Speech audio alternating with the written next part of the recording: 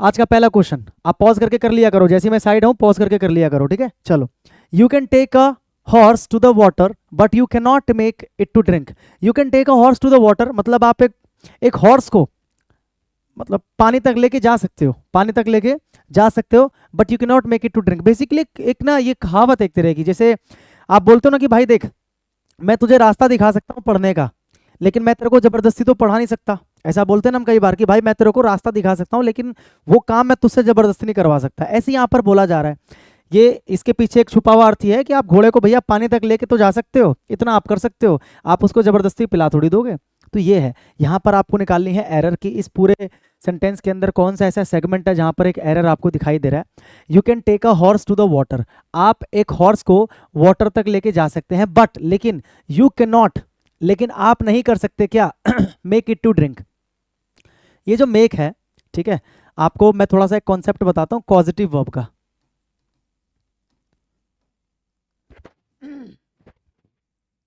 Causative verb क्या होता है भाई, व्हाट इज पॉजिटिव वर्ब। अगर आपको पॉजिटिव वर्ब का कॉन्सेप्ट पता है तो ये क्वेश्चन आप लोगों ने कर दिया होगा, ठीक है। अगर आपको पॉजिटिव वर्ब का नहीं पता कॉन्सेप्ट तो आपसे ये नहीं हुआ होगा भाई, ठीक है। पॉजिटिव वर्ब क्या होता है, मेनली तीन तरह के पॉजिटिव वर्ब हम लोग पढ़ते हैं ग्रामर के अंदर, मेक, गेट और हैव, ठीक है।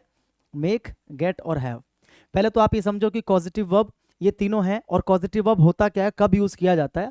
जैसे कई बार होता है कि काम को आप खुद से करते हो, और कई बार आप ऐसा होता है कि जब एक सब्जेक्ट काम को खुद ना करके बल्कि किसी से करवाता है, यानी कि वो किसी के द्वारा किए गए काम का क्या बनता है, कारण बनता है। क्या बोला मैंने, खुद ना करके किसी के द्वारा किए गए काम का कारण बनता है या किसी से काम करवाता है, ऐसे कह लो आप। तो जैसे अगर मैं बोलूं कि मैं कपड़े धो रहा हूं, मैं कपड़े धो रहा हूं, तो यहां पर मैंने क्या बोला कि काम को मैं कर रहा हूं, तो यहां पर पॉजिटिव की रिक्वायरमेंट नहीं है, ठीक है।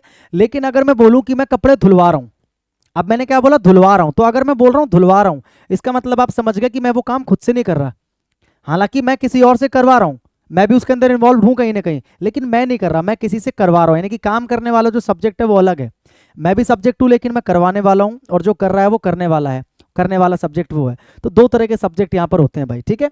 तो पॉजिटिव लगाते हैं कब, जब एक सब्जेक्ट काम ना करके बल्कि दूसरे से उस काम को करवाता है।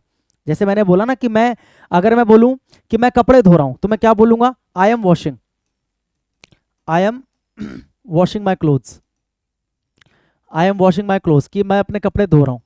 तो यहाँ पर मैंने सीधा बोला I am washing my clothes, यहाँ पर मैंने कोई पॉजिटिव वर्ब नहीं लगाया। लेकिन अगर मैं इसकी जगह पर ये बोलता I am making her, I am making her wash my clothes, अब यहां पर देखो थोड़ा सा नीचे वाले से अलग है ये, I am making her wash my clothes. यहां पर मैंने मेक का इस्तेमाल किया है, पॉजिटिव वर्ब का इस्तेमाल किया है, ठीक है। यानी कि इसका मतलब क्या है, आई एम मेकिंग हर, मतलब मैं उससे करवा रहा हूं, क्या करवा रहा हूं, धुलाई करवा रहा हूं, मैं उससे करवा रहा हूं, क्या करवा रहा हूं, धुलाई करवा रहा हूं, क्या धुलवा रहा हूं, अपने कपड़े धुलवा रहा हूं। यानी कि इसके अंदर काम करने वाला मैं नहीं हूं, बल्कि काम करने वाली कौन है, वो लड़की है जिसकी यहाँ पर बात हो रही है, ठीक है। तो पॉजिटिव हम तब लगाते हैं जब हमें खुद काम ना करके किसी से काम को करवाना होता है, ठीक है, समझ में आ गया। मेक भी पॉजिटिव वर्ब का काम करता है, गेट भी पॉजिटिव वर्ब का काम करता है, हैव भी पॉजिटिव वर्ब का काम करता है।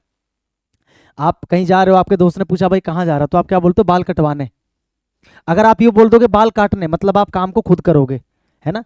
लेकिन आप क्या बोलते हो, बाल कटवाने, यानी कि वो जो काटने का काम वहां पर हो रहा है वो आप नहीं करोगे बल्कि आप किसी से करवाओगे, कोई आपके बाल काटेगा, तो वहां पर भी पॉजिटिव आ जाएगा। समझ में आ रहा है कि नहीं आ रहा है, ठीक है, वहां पर भी क्या आ जाएगा, पॉजिटिव आ जाएगा। ये तीनों पॉजिटिव है, इनके बारे में एक चीज ध्यान रखना कि मेक के बाद डायरेक्ट वर्ब की फर्स्ट फॉर्म हम लगाते हैं। अगर मेक को आप एक पॉजिटिव वर्ब के रूप में यूज करते हो, जैसे यहाँ पर मैंने मेक को पॉजिटिव वर्ब के रूप में यूज किया है, अगर मैं ऐसे लिख देता I am making, I am making cake,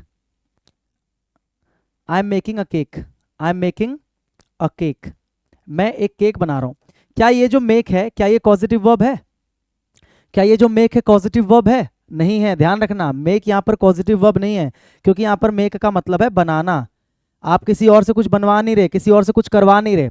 जब मेक पॉजिटिव वर्ब होगा तो मेक का मतलब क्या होगा, करवाना, और मेक अपने आप में एक डायरेक्ट वर्ब भी तो होता है, मेन वर्ब, तो इसका मतलब हो जाता है बनाना। क्या हो जाता है, बनाना। यानी कि I am making a cake, मतलब मैं केक बना रहा हूँ, यहाँ पर मैं कोई काम किसी से करवा नहीं रहा हूँ बल्कि काम को मैं कर रहा हूँ, और मैं क्या काम कर रहा हूँ, बनाने का। तो जब मेक अपने आप में एक मेन वर्ब हो, पॉजिटिव ना हो, अपने आप में एक मेन वर्ब हो, तो उसका मतलब क्या हो जाता है, बनाना। क्या हो जाता है, बनाना। तो यहाँ पर पॉजिटिव नहीं है, पॉजिटिव कहाँ पर है, यहाँ पर है। आपको देख के ही समझ में आ जाएगा कि हाँ एक सब्जेक्ट है और मेक के बाद दूसरा सब्जेक्ट है, तो मतलब समझ जाना कि वो कॉजेटिव का काम कर रहा है। समझ में आ रहा है? क्लियर है? क्योंकि भाई आई एम मेकिंग हर, अब इस मेकिंग का मतलब बनाना तो हो नहीं सकता, इसका मतलब क्या हो जाएगा कि मैं उसे बना रहा हूं। अगर इसका मतलब हो जाएगा बनाना, तो मतलब ये ऑब्जेक्ट हो जाएगा, ये काम को रिसीव कर रहा होगा, यानी कि मैं उसे बना रहा हूं। मैं इंसान को कैसे बना सकता हूं? पॉसिबल नहीं है ना। ठीक है, तो अगर मेक एक पॉजिटिव वर्ब का काम करेगा तो मेक के बाद क्या आएगा? वर्ब की फर्स्ट फॉर्म आएगा। ठीक है, टू के साथ वर्ब की फर्स्ट फॉर्म कई बार दे दिया जाता है, कई बार आपको टू के साथ वर्ब की फर्स्ट फॉर्म दे दिया जाता है, जो कि गलत होता है। ठीक है, और कई बार आपको V1 प्लस आईएनजी दे दिया जाता है, और ये भी क्या होता है? ये भी आपका गलत होता है। तो ये चीज आपको ध्यान में रखना है। ठीक है भाई, गेट अगर पॉजिटिव वर्ब का काम करेगा तो गेट के साथ हम क्या लगाते हैं? वर्ब की थर्ड फॉर्म। और अगर हैव पॉजिटिव वर्ब का काम करेगा तो हैव के बाद भी क्या लगाते हैं? वर्ब की थर्ड फॉर्म। इतनी सी बात आपको ध्यान में रखनी है। ठीक है, जैसे भाई मैं यहाँ पर आपको एक एग्जांपल और दे रहा हूं। अगर मैं बोलूं she got arrested last night, she got arrested last night, और एक मैंने बोला she got good marks, she got good marks in the test, in the test. यहां पर मैंने दो एग्जांपल दिए आपको, यहां पर मैंने आपको दो एग्जांपल दिए हैं, यहां पर भी लिखा है गॉट और यहां पर भी लिखा है गॉट। है तो ये गेट की ही फॉर्म ना, get got gotten, get got got, है तो गेट की ही फॉर्म। अब आपको मुझे ये बताना है, ठीक है, अच्छे से देख लो, आपको मुझे ये बताना है भाई कि कौन सा एग्जाम्पल जो है, नीचे देखो गॉट वाला, कौन सा एग्जाम्पल जो है उसमें गॉट जो है आपका पॉजिटिव है और किसमें गॉट आपका जो है मेन वर्ब है। क्योंकि गेट आपका मेन वर्ब का भी काम करता है, गेट का मतलब प्राप्त करना या पाना भी होता है ना। अगर गेट का मतलब, अगर गेट एक पॉजिटिव है तो इसका मीनिंग भी क्या होगा? वही करवाना, इसका मीनिंग भी क्या होगा? करवाना। ठीक है, लेकिन अगर गेट एक मेन वर्ब है, गेट अगर एक मेन वर्ब है तो उसकी हिंदी क्या होती है? प्राप्त करना। हिंदी क्या होती है? प्राप्त करना।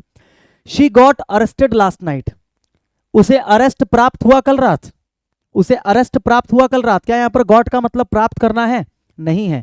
यहां पर क्या मतलब है? शी गॉट अरेस्टेड मतलब उसको अरेस्ट किया गया, यानी कि काम को इसने नहीं किया है, काम को इसने किया नहीं है। ये जो शी है यहां पर सब्जेक्ट नहीं है, इसने काम को किया नहीं है, बल्कि इसके ऊपर काम हुआ है, इसके ऊपर काम हुआ है। समझ में आ रहा है? तो ये गॉट जो यहां पर किसका काम कर रहा है? पॉजिटिव का काम कर रहा है। ये गेट जो है इसके काम को नहीं दिखा रहा।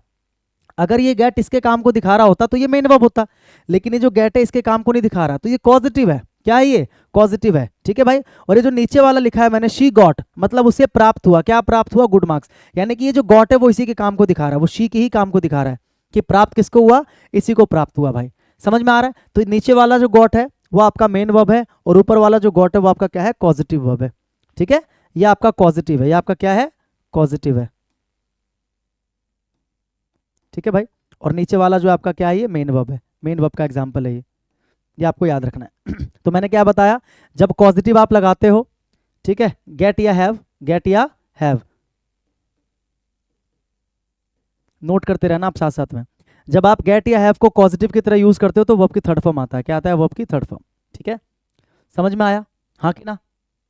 ऐसी हैव के बाद भी क्या आएगा? वर्ब की थर्ड फॉर्म। हैव के बाद भी क्या आएगा? वर्ब की थर्ड फॉर्म। क्लियर हो गया भाई? पॉजिटिव का ये कॉन्सेप्ट क्लियर हो गया। ये तीन वर्ब्स आपको याद रखने हैं, मेक, गेट और हैव, मेक, गेट और हैव। ठीक है, समझ में आ गया? ये तीनों पॉजिटिव है और तीनों अपने आप, ये दोनों अपने आप में मेन वर्ब का भी काम करते हैं, ये भी अपने आप में एक वर्ब का भी काम करता है। हाँ कि ना? जैसे आई हैव अ कार, तो अपने आप में यहाँ पर मेन वर्ब का काम कर रहा है आई हैव अ कार। तो अपने आप में मेन वर्ब का भी काम करते हैं तीनों, और पॉजिटिव का भी काम करते हैं। अगर पॉजिटिव का काम करेंगे तो हिंदी क्या हो जाएगी? करवाना। ठीक है, यानी कि एक बंदा दूसरे से कुछ करवा रहा है। अगर ये मेन वर्ब का काम करेंगे तो मेक का मतलब होता है बनाना, गेट का मतलब होता है प्राप्त करना, और हैव का मतलब होता है पास में कुछ होना, पास में कुछ होना। ठीक है, अगर ये पॉजिटिव का काम कर रहे हैं तो मेक के बाद में वर्ब की फर्स्ट फॉर्म, गेट के बाद में वर्ब की थर्ड फॉर्म, और हैव के बाद वर्ब की थर्ड फॉर्म। ये मैंने आपको पूरा पॉजिटिव समझा दिया। ठीक है, अब आगे से आप कभी भी पॉजिटिव का जो कॉन्सेप्ट है उसको भूलना नहीं, उसको याद रखना। अब जरा यहाँ देखो, you can take a horse to the water, आप एक हॉर्स को वाटर तक लेके जा सकते हो, but you can not make, you can not make. अब यहां पर आपके पास दो चीजें हैं, या तो मेक पॉजिटिव होगा या तो मेक एक मेन वर्ब होगा। कैसे पहचान करोगे? अगर मेक को आप मेन वर्ब मानते हो तो मेक की हिंदी क्या हो जाएगी? बनाना। मेक की हिंदी क्या हो जाएगी? बनाना। You can not make it, आप इसे नहीं बना सकते। किसे नहीं बना सकते? ये इट किसके लिए लगा है? हॉर्स के लिए लगा है। आप घोड़े को नहीं बना सकते, आप घोड़े को नहीं बना सकते या आप घोड़े से कुछ नहीं करवा सकते। यहां पर घोड़े से पर्टिकुलर कोई काम करवाने की बात की गई है। क्या नहीं करवा सकते? उसे पानी नहीं पिला सकते।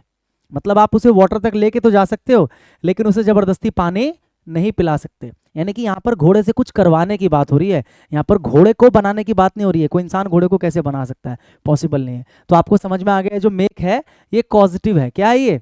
पॉजिटिव वर्ब है। और पॉजिटिव वर्ब जब मेक होता है तो मैंने क्या बताया, इसके बाद क्या लगाते हैं? वर्ब की फर्स्ट फॉर्म। जबकि यहाँ पर टू प्लस वर्ब की फर्स्ट फॉर्म दे रखा है, जो कि गलत है। तो आपका आंसर क्या हो जाएगा? आपका आंसर हो जाएगा बी, यानी कि इस वाले पार्ट में एरर है। ठीक है, कुछ समझ में आया कि नहीं आया?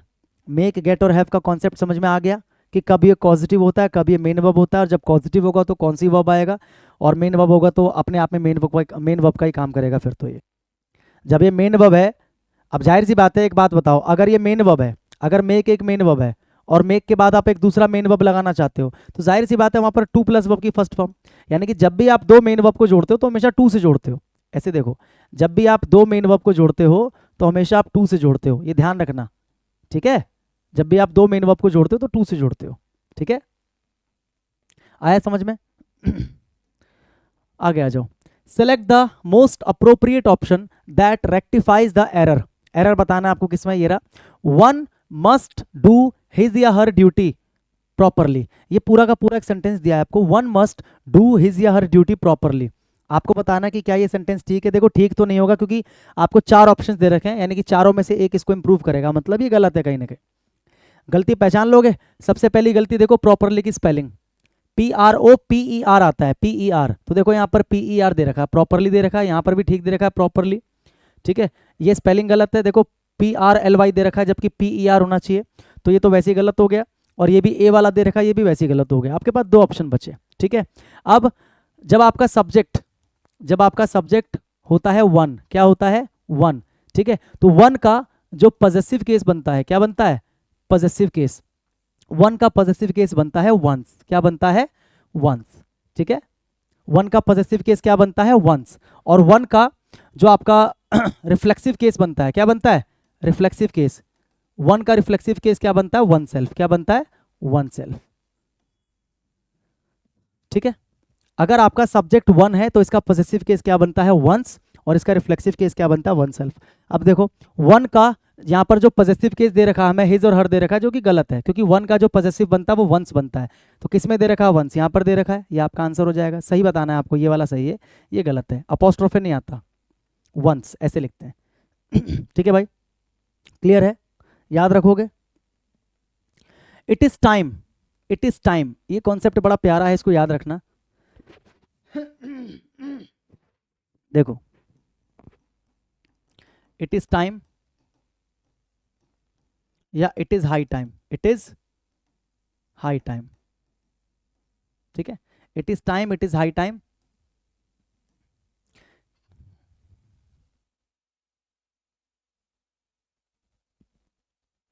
यहां से लिखो इसको,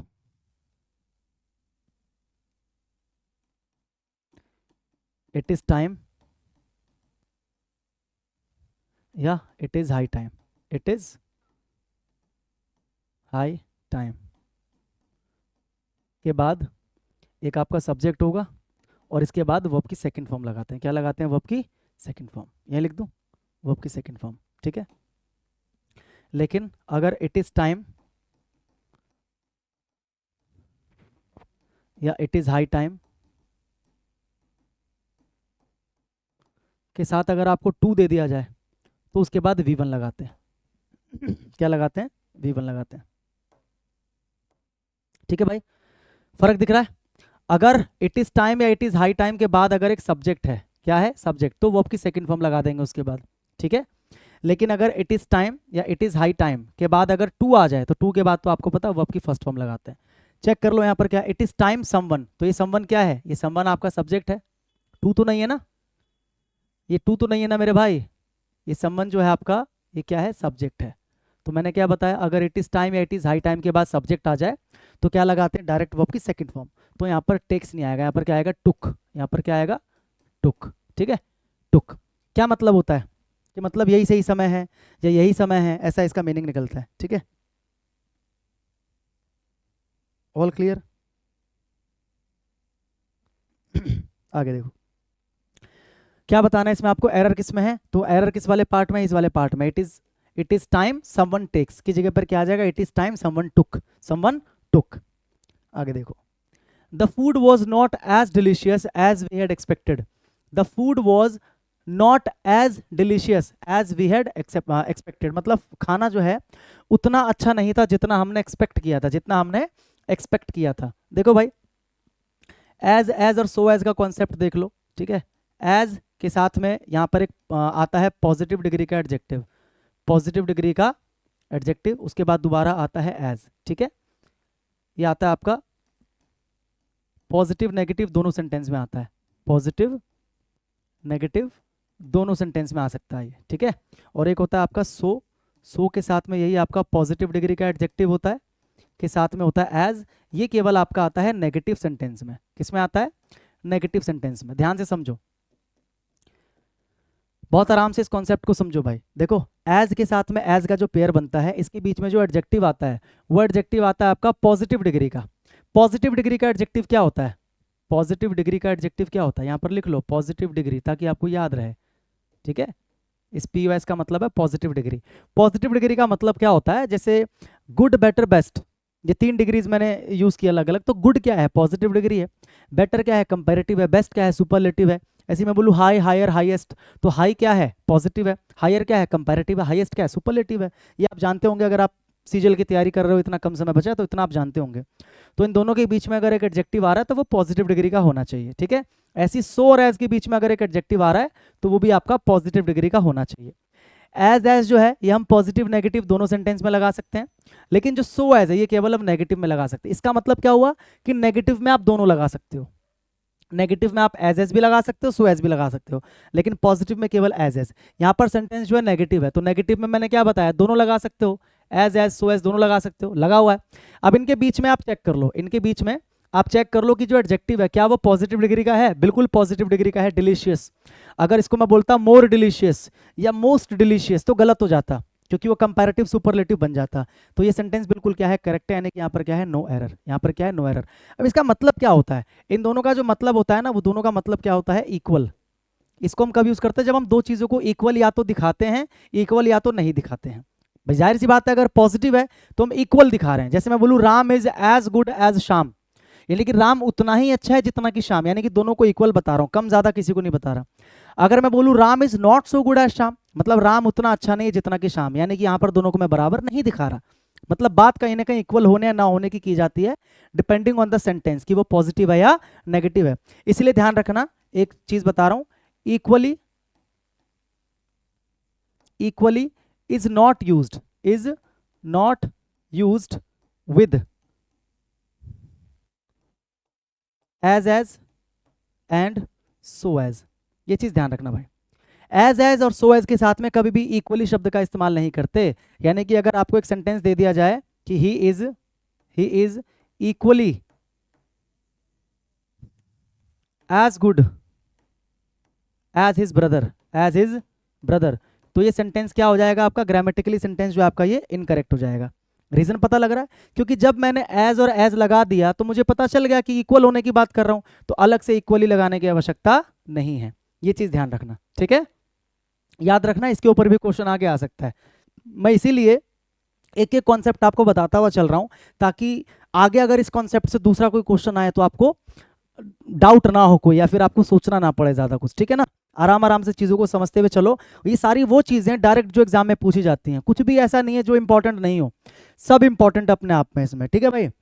नन देन यू क्या होता है, नन देन क्या होता है, नन देन यू। ये देन तो कंपेयर करने के लिए यूज करते हैं ना हम लोग, जैसे ही स्मार्टर देन हिज ब्रदर या I am smarter than you, है ना। तो हम जो देन यूज करते हैं कंपेयर करने के लिए करते हैं। यहाँ पर किसको कंपेयर किया जा रहा है, नन देन यू क्या होता है, हम डायरेक्ट दो लोगों को कैसे कंपेयर कर देंगे, कि ऐसे कैसे बोल देंगे आई देन यू या आई देन ही। भाई कंपेयर करने के लिए कुछ क्वालिटी कुछ तो यूज करो, डायरेक्ट दो लोग को थोड़ी बोल दोगे I than you, he than she, ये गलत हो जाता है।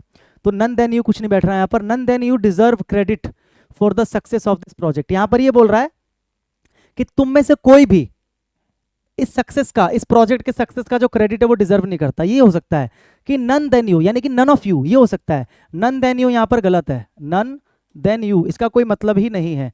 नन देन यू यहाँ पर क्या है, गलत है। इसकी जगह पर ये हो सकता है नन ऑफ यू। क्या हो सकता है, none of you, none of you, यानी कि तुम में से कोई नहीं। इसकी हिंदी क्या बनी, तुम में से कोई नहीं, तुम में से कोई नहीं। ये आ सकता है यहाँ पर। अगर आपको लगाना हो कि भाई क्या लगाएं, तो क्या आ जाएगा, none of you, none of you deserve credit for the success of this project. ठीक है, none of you deserve credit. तो आपको बताना है कि एरर किस में है, नन देन यू, इस वाले पार्ट में एरर है। ठीक है, इसके हिसाब से, अच्छा इसमें एक और एरर है भाई, फिर तो ये तो गड़बड़ हो गया मामला। नन ऑफ यू डिजर्व्स, यहाँ पर डिजर्व्स आना चाहिए, फिर तो यहाँ पर आना चाहिए डिजर्व्स, क्योंकि जब भी हम नन के बाद में ऑफ लगाते हैं, ऑफ के बाद में अगर आप एक नाउन लगाते हो, ठीक है, या प्रोनाउन लगाते हो, तो वो होना चाहिए आपका प्लूरल। जैसे मैंने पिछली क्लास में बताया था, क्लास 1 के अंदर उसका ईच एवरी वाले का शायद मैंने बताया था, अगर आपको याद हो, है ना।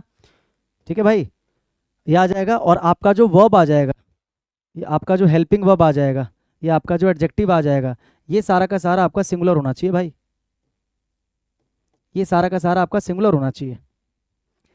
तो यानी कि यहाँ पर अगर आप करते हो none of you, none of you, none of you deserves credit, तो यहाँ पर डिजर्व्स आना चाहिए, none of you deserves credit. तो यहाँ पर एक और गड़बड़ है। अब या तो ये हमारे टाइप करने वाले ने गलत टाइप किया है, या फिर ये क्वेश्चन ही ऐसा आया होगा। ठीक है, इसको हम लोग देखेंगे एक बार, क्योंकि इस हिसाब से इसमें 2 एरर है। यहाँ पर डिजर्व्स आना चाहिए, none of you deserves credit. इसको मैं एक बार चेक ही कर लेता हूँ क्वेश्चन को, एक सेकंड मैं इसको एक बार चेक कर लेता हूँ भाई। भाई ये क्वेश्चन ठीक टाइप हुआ है, ठीक है, क्वेश्चन मैंने चेक किया, क्वेश्चन ठीक टाइप हुआ है। अगर ये क्वेश्चन ठीक है, यानी कि देखो, अगर इसमें आप, क्योंकि वैसे इसमें 2 एरर निकल जाएगा, अगर यहाँ पर नन के बाद ऑफ लगा देते हो, तो मैंने क्या बताया, यहाँ पर 2 एरर निकल जाएगा। एक तो एरर इसमें हो जाएगा, इसमें तो है ही एरर, वो तो फिक्स है ना। और दूसरा एरर क्या हो जाएगा कि डिजर्व का डिजर्व्स आपको करना पड़ेगा, तो 2 एरर हो जाएंगे। तो इससे अच्छा आप क्या करोगे, कुछ ऐसा यहाँ पर लगा दोगे, नन के बाद ऑफ ना लगाकर कुछ ऐसा लगाना पड़ेगा कि भाई वहाँ पर जो डिजर्व हो वो ठीक हो, वहाँ पर जो डिजर्व हो वो क्या हो, ठीक हो। तो यहाँ पर आप क्या लगा दोगे, नन देन की जगह पर क्या लगा दोगे, नन बट। यहाँ पर नन देन की जगह पर क्या लगा दोगे, ये भी आप कर सकते हो। ठीक है, यहाँ पर क्या लगा सकते हो, नन बट, नन बट। ठीक है, अब आप कर दोगे नन बट यू, क्या कर दोगे, none but you. None but you का मतलब क्या हुआ, नन बट यू का मतलब क्या हुआ, तुम्हारे अलावा कोई भी नहीं, तुम्हारे अलावा कोई भी नहीं, नन बट यू डिजर्व। अब देखो, यानी कि ये जो डिजर्व है ना, ये किसको फॉलो कर रहा है, यू को फॉलो कर रहा है। किसको फॉलो कर रहा है, यू को। और यू आपको पता है प्लूरल सब्जेक्ट में काउंट किया जाता है, तो प्लूरल सब्जेक्ट के साथ में जो आपका वर्ब आता है वो भी क्या आता है, प्लूरल, यानी कि यहाँ पर डिजर्व जो है बिल्कुल ठीक है। समझ में आया। देखो मैंने क्या बोला, आप इस देन की जगह पर ऑफ भी कर सकते हो, लेकिन देन की जगह पर अगर ऑफ कर दोगे तो आपको इस वाले वर्ब को भी क्या करना पड़ेगा, सिंगुलर करना पड़ेगा, क्योंकि नन ऑफ के बाद में नाउन प्रोनाउन प्लूरल हो जाएगा, जो कि प्लूरल है, कोई दिक्कत नहीं है। वर्ब आपका सिंगुलर आना चाहिए, तो यहाँ पर डिजर्व का डिजर्व्स हो जाएगा। लेकिन यहाँ पर ऑप्शन में ऐसा कुछ दे नहीं रखा। अगर पूरा ऑप्शन यहाँ से लेकर यहाँ तक का एक ऑप्शन दिया होता तो मैं उसी को टिक कर देता कि भाई इसमें भी गड़बड़ है और इसमें भी गड़बड़ है। लेकिन यहाँ पर मुझे एक ही ऑप्शन दे रखा है, ये वाला, ठीक है, और इसको अलग से दे रखा है। अब मैं दो में तो मैं आंसर लगा नहीं सकता, 2 को तो मैं टिक कर नहीं सकता, तो जाहिर सी बात है यहाँ पर ऑफ की जगह पर मुझे कुछ और लगाना पड़ेगा। तो मैं क्या लगा दूंगा, नन बट। क्या लगा दूंगा, नन बट यू, मतलब तुम्हारे अलावा कोई भी नहीं, यानी कि सिर्फ तुम, नन बट यू डिजर्व, सिर्फ तुम डिजर्व करते हो, ये हो जाएगा यहाँ पर। ठीक है, बहुत ही अच्छा क्वेश्चन था, बहुत ही प्यारा क्वेश्चन था। आया समझ में, क्लियर हो गया भाई। तो इस तरह के क्वेश्चन भी दिए जाते हैं जहां पर थोड़ा सा आपको लगे कि यार यहाँ पर तो 2 एरर है, अब मैं क्या करूं। लेकिन आपको थोड़ा सा ध्यान से देखना है कि 2 एरर अगर है तो इसका मतलब जो आप सोच रहे हो वो आंसर ना होकर कुछ और उसका आंसर है, कुछ और वहां पे चेंज करना है। ठीक है, hold my hand लेस्ट you should not get lost in the huge crowd at the fair. Fair मतलब होता है मेला। होल्ड माई हैंड लेस्ट, अब देखो लेस्ट दे रखा है यहाँ पर। लेस्ट का क्या मतलब होता है भाई, लेस्ट का मतलब होता है कहीं ऐसा ना हो, कहीं ऐसा ना हो, कहीं ऐसा ना हो। लेस्ट का मतलब होता है कहीं ऐसा ना हो। अब इसमें ना आ रहा है तो आप ये समझ गए कि लेस्ट के साथ में कभी भी नॉट का इस्तेमाल नहीं करना, लेस्ट के साथ में कभी भी नो या नॉट का इस्तेमाल जो है वो नहीं करना, क्योंकि अपने आप में नेगेटिव है, अपने आप में क्या है, नेगेटिव है। और दूसरी चीज़ याद रखनी है लेस्ट के बारे में कि लेस्ट के बाद या तो हमेशा शुड के साथ V1 लगाओ भाई, ठीक है, या तो आप क्या लगाओ, लेस्ट के साथ आप क्या लगाओ, लेस्ट के साथ डायरेक्ट आप V1 लगाओ, बेयर इन्फिनेटिव। क्या लगाओ, V1, जिसको हम बोलते हैं बेयर इन्फिनेटिव। ठीक है, ये चीज़ आप याद रखो। अब यहाँ पर देखो, लेस्ट यू शुड के साथ में V1 दे रखा है, कोई दिक्कत नहीं है, शुड के साथ में V1 दे रखा है, लेकिन गड़बड़ क्या है, गड़बड़ इस नॉट में है। मैंने क्या बताया, नॉट नहीं आएगा, अपने आप में नेगेटिव है। तो गड़बड़ किस में है, इसी वाले पार्ट में, lest you should not, not नहीं आएगा, ठीक है।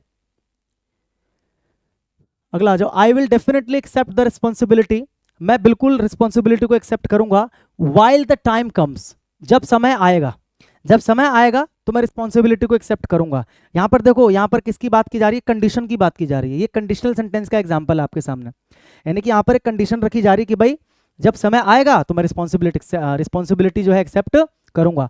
कंडीशनल सेंटेंस है, एक काम का होना दूसरे पर डिपेंड कर रहा है, मैंने आपको पहले भी बताया था, 101 वाले कॉन्सेप्ट में बताया था, कंडीशनल वाली क्लास में बताया था, नहीं बताया तो आपको नहीं पता तो समझ लो कि जब एक क्लॉज दूसरे क्लॉज पर डिपेंड कर रहा होता है ना, तो उस पूरे सेंटेंस को हम क्या बोलते हैं, कंडीशनल सेंटेंस। क्या बोलते हैं, कंडीशनल सेंटेंस। तो देखो कंडीशनल में दो क्लॉज होते हैं, एक आपका होता है इफ क्लॉज, एक आपका होता है मेन क्लॉज, जिसको हम प्रिंसिपल क्लॉज भी कहते हैं।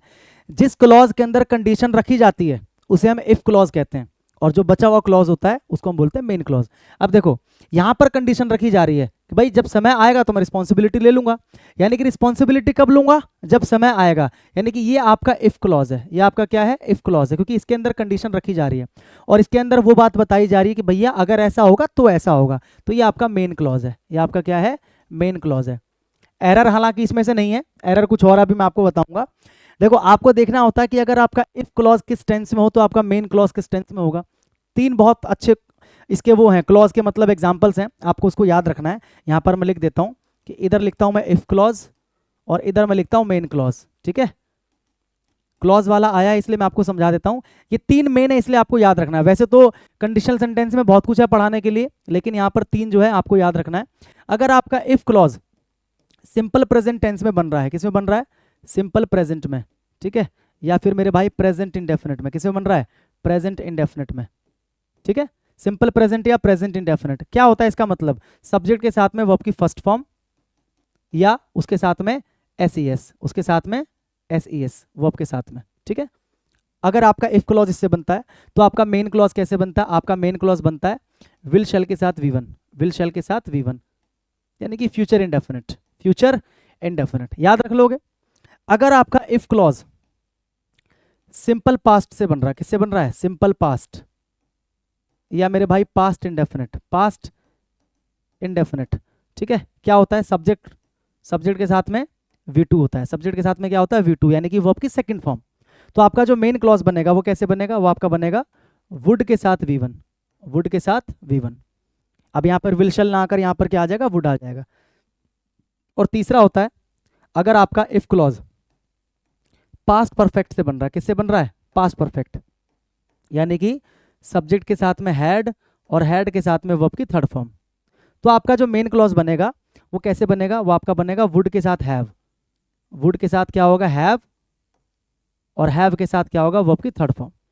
ये तीन याद रख लिया अगर आपने तो आपका काम हो जाएगा, ठीक है। ये तीन मेन कंडीशनल के क्लॉजेस के वो हैं, एग्जांपल्स हैं, याद रखना। अगर आपका if clause subject plus V1 plus S से बन रहा है तो आपका मेन क्लॉज बनेगा इससे, ठीक है, विल शैल के साथ V1।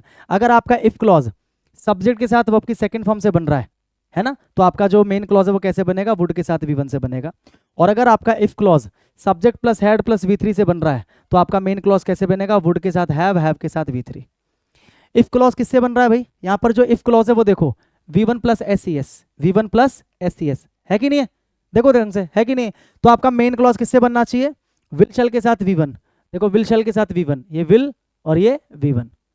तो मैंने क्या बताया था कि इसमें कोई एरर नहीं है क्लॉज वाले सेक्शन में, ये यहाँ पर ठीक है, मैंने समझाया इसीलिए है क्योंकि आगे भी आ सकता है ये। तो आपको याद रखना है कि अगर इफ क्लॉज इसमें बनेगा तो मेन क्लॉज इसमें बनेगा, ऐसे आपको याद रखना है। ये यहाँ पर गड़बड़ क्या है, यहाँ पर गड़बड़ है वाइल का।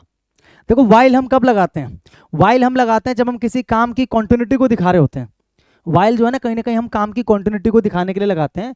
जैसे कि अगर मैं बोलूं कि I was making tea, I was making tea while he was cooking, while he was cooking, while he was cooking, मतलब जिस दौरान वो खाना बना रहा था, जिस दौरान वो खाना बना रहा था उस दौरान मैं क्या कर रहा था, I was making tea, I was making tea. तो जो दौरान जो है ना, ये जो वाइल है, वाइल का मतलब क्या होता है, के दौरान, वाइल का मतलब क्या होता है, के दौरान, के दौरान, यानी कि कॉन्टिन्यूटी को दिखाता है। लेकिन मुझे यहां पर क्या बोलना है कि जब समय आएगा मैं रिस्पॉन्सिबिलिटी एक्सेप्ट कर लूंगा, तो मुझे जब वाला टोन चाहिए। मुझे किसी पर्टिकुलर एक टाइम का जो पॉइंट है वो दिखाना है कि जब समय आएगा। तो जब के लिए क्या यूज करते हैं, जब के लिए यूज करते हैं व्हेन। क्या यूज करते हैं, व्हेन। तो यहाँ पर वाइल की जगह पर क्या आ जाएगा मेरे भाई, यहाँ पर वाइल की जगह पर आ जाएगा व्हेन। ये यहाँ पर एरर है।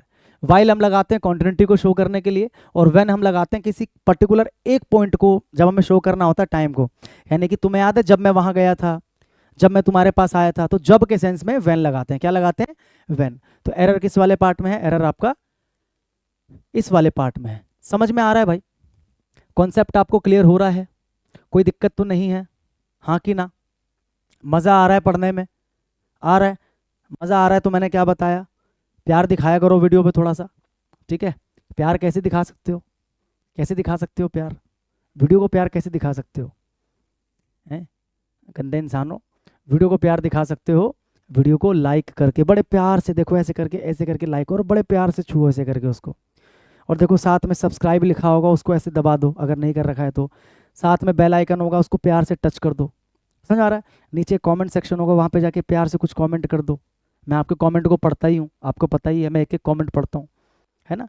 एक शेयर का ऑप्शन होगा, देखो उस पर क्लिक करो, जाओ अपने कॉन्टैक्ट्स में जो जो आपके दोस्त यार तैयारी कर रहे हैं किसी भी कॉम्पिटिटिव एग्जाम की, उनको जाके शेयर कर दो। एक प्यारा सा मैसेज लिख दो कि ये हमारे सर हैं, इनसे पढ़ के देखो कैसा पढ़ाते हैं। खत्म बात, हो गया प्यार। मैं भी आपको बोल दूंगा आई लव यू टू। ठीक है भाई, चलो आ जाओ। Let us work out the details of our endeavour. Shouldn't we let us work out the details of our endeavour. Endeavour का मतलब क्या होता है, एंडीवियर का मतलब क्या होता है, एंडीवियर का मतलब होता है प्रयास, हार्डवर्क कह सकते हो। क्या बोल सकते हो, हार्डवर्क कह सकते हो, या एफर्ट बोल सकते हो। क्या बोल सकते हो, एफर्ट्स, ठीक है, effort. Let us work out the details of our endeavour, shouldn't we. यहां पर देखो, यहां पर एक सेंटेंस दिया है आपको, let us work out the details of our endeavour, ठीक है। और यहां पर एक छोटा सा क्वेश्चन लास्ट में पुट कर दिया, तो इसको अपन क्या बोलते हैं, इसको अपन बोलते हैं क्वेश्चन टैग। क्या बोलते हैं मेरे भाई, क्वेश्चन टैग। टॉपिक आपने पढ़ा होगा, ये क्वेश्चन टैग बोलते हैं इसको हम लोग। जब एक सेंटेंस होता है और सेंटेंस के एंड में एक छोटा सा क्वेश्चन पुट कर दिया जाता है, उसी बात को कंफर्म करने के लिए बेसिकली। जैसे कि भाई आज हम बाजार चल रहे हैं, और सामने वाला ऐसे देख रहा है बाजार, फिर आप बोल रहे हो क्या नहीं चल रहे, तो आपने अपनी ही बात को कंफर्म करने के लिए लास्ट में छोटा सा क्वेश्चन पुट कर दिया ना, तो उसको हम बोलते हैं क्वेश्चन टैग। क्या बोलते हैं, क्वेश्चन टैग। तो मेरे भाई, मेरे बंधु, मेरे मित्र, याद रखना कि अगर आपका सेंटेंस लेट अस या लेट्स से बनता है, अगर आपका सेंटेंस लेट अस या इसी का कॉन्ट्रैक्टेड फॉर्म लेट्स होता है, दोनों तो बात एक ही है ना, अगर इससे बनता है तो इसका जो क्वेश्चन टैग बनेगा, इसका जो क्वेश्चन टैग बनेगा वो आपको डायरेक्ट याद रखना है। इसका जो क्वेश्चन टैग बनेगा वो हमेशा कैसे बनता है, शुड बी। हमेशा, ये फिक्स है, इसमें कोई चेंज नहीं आता। हमेशा कैसे बनता है, शुड बी। इसका क्वेश्चन टैग फिक्स है, कभी चेंज नहीं होता। क्या बनता है, शुड बी। क्या बनता है, शुड बी। तो यहाँ पर देखो लेटस से बना हुआ है सेंटेंस, तो जब सेंटेंस लेटस से बना है तो मुझे आंख बंद करके पता है कि यहाँ पर क्वेश्चन टैग में शुडंट भी नहीं होगा, क्या होगा, शुड बी। क्या होगा, शुड बी। और वैसे भी देखो ना, ये जो सेंटेंस है ये आपका पॉजिटिव सेंटेंस है, तो आपको लग रहा होगा कि सर नेगेटिव से बनना चाहिए, अगर आपने क्वेश्चन टैग पढ़ा है तो, कि सर जब सेंटेंस पॉजिटिव होता है तो क्वेश्चन टैग नेगेटिव बनता है, और जब सर सेंटेंस नेगेटिव होता है तो क्वेश्चन टैग पॉजिटिव बनता है ना। लेकिन लेट्स वाले केस में ऐसा नहीं होता, लेट्स वाले में फिक्स होता है, चाहे उधर पॉजिटिव हो नेगेटिव हो, फिक्स होता है कि यहाँ पर क्या होगा, शुड भी होगा। तो एरर किस में है, एरर इसी में है, शुडंट भी वाले पार्ट में। इसकी जगह पर क्या आना चाहिए, शुड भी। क्या आना चाहिए, शुड भी। ठीक है, आगे देखो भाई, इस क्वेश्चन को करो।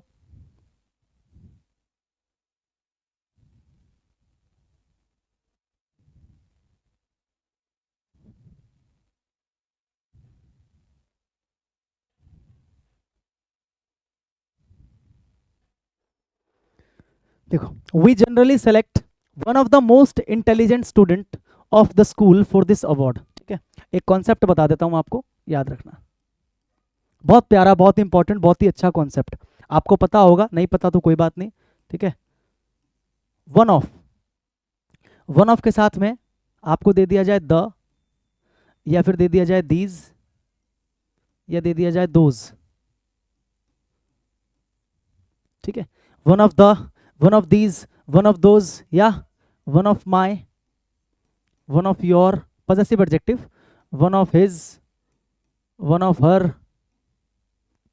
वन ऑफ देयर या वन ऑफ आवर, ठीक है भाई, समझ में आ रहा है। अगर वन ऑफ के बाद में आपको दे दिया जाए इनमें से कुछ, the, these, those, my, your, his, her, their, our, ठीक है, और इसके बाद आपको लगाना हो एक नाउन, क्या लगाना हो, एक नाउन, या कभी कभी क्या लगा देते हैं, प्रोनाउन, क्या लगा देते हैं, प्रोनाउन, ठीक है, नाउन या प्रोनाउन लगाना हो, तो ये जो नाउन या प्रोनाउन होगा ये हमेशा क्या होगा, प्लूरल, क्या होगा मेरे भाई, प्लूरल।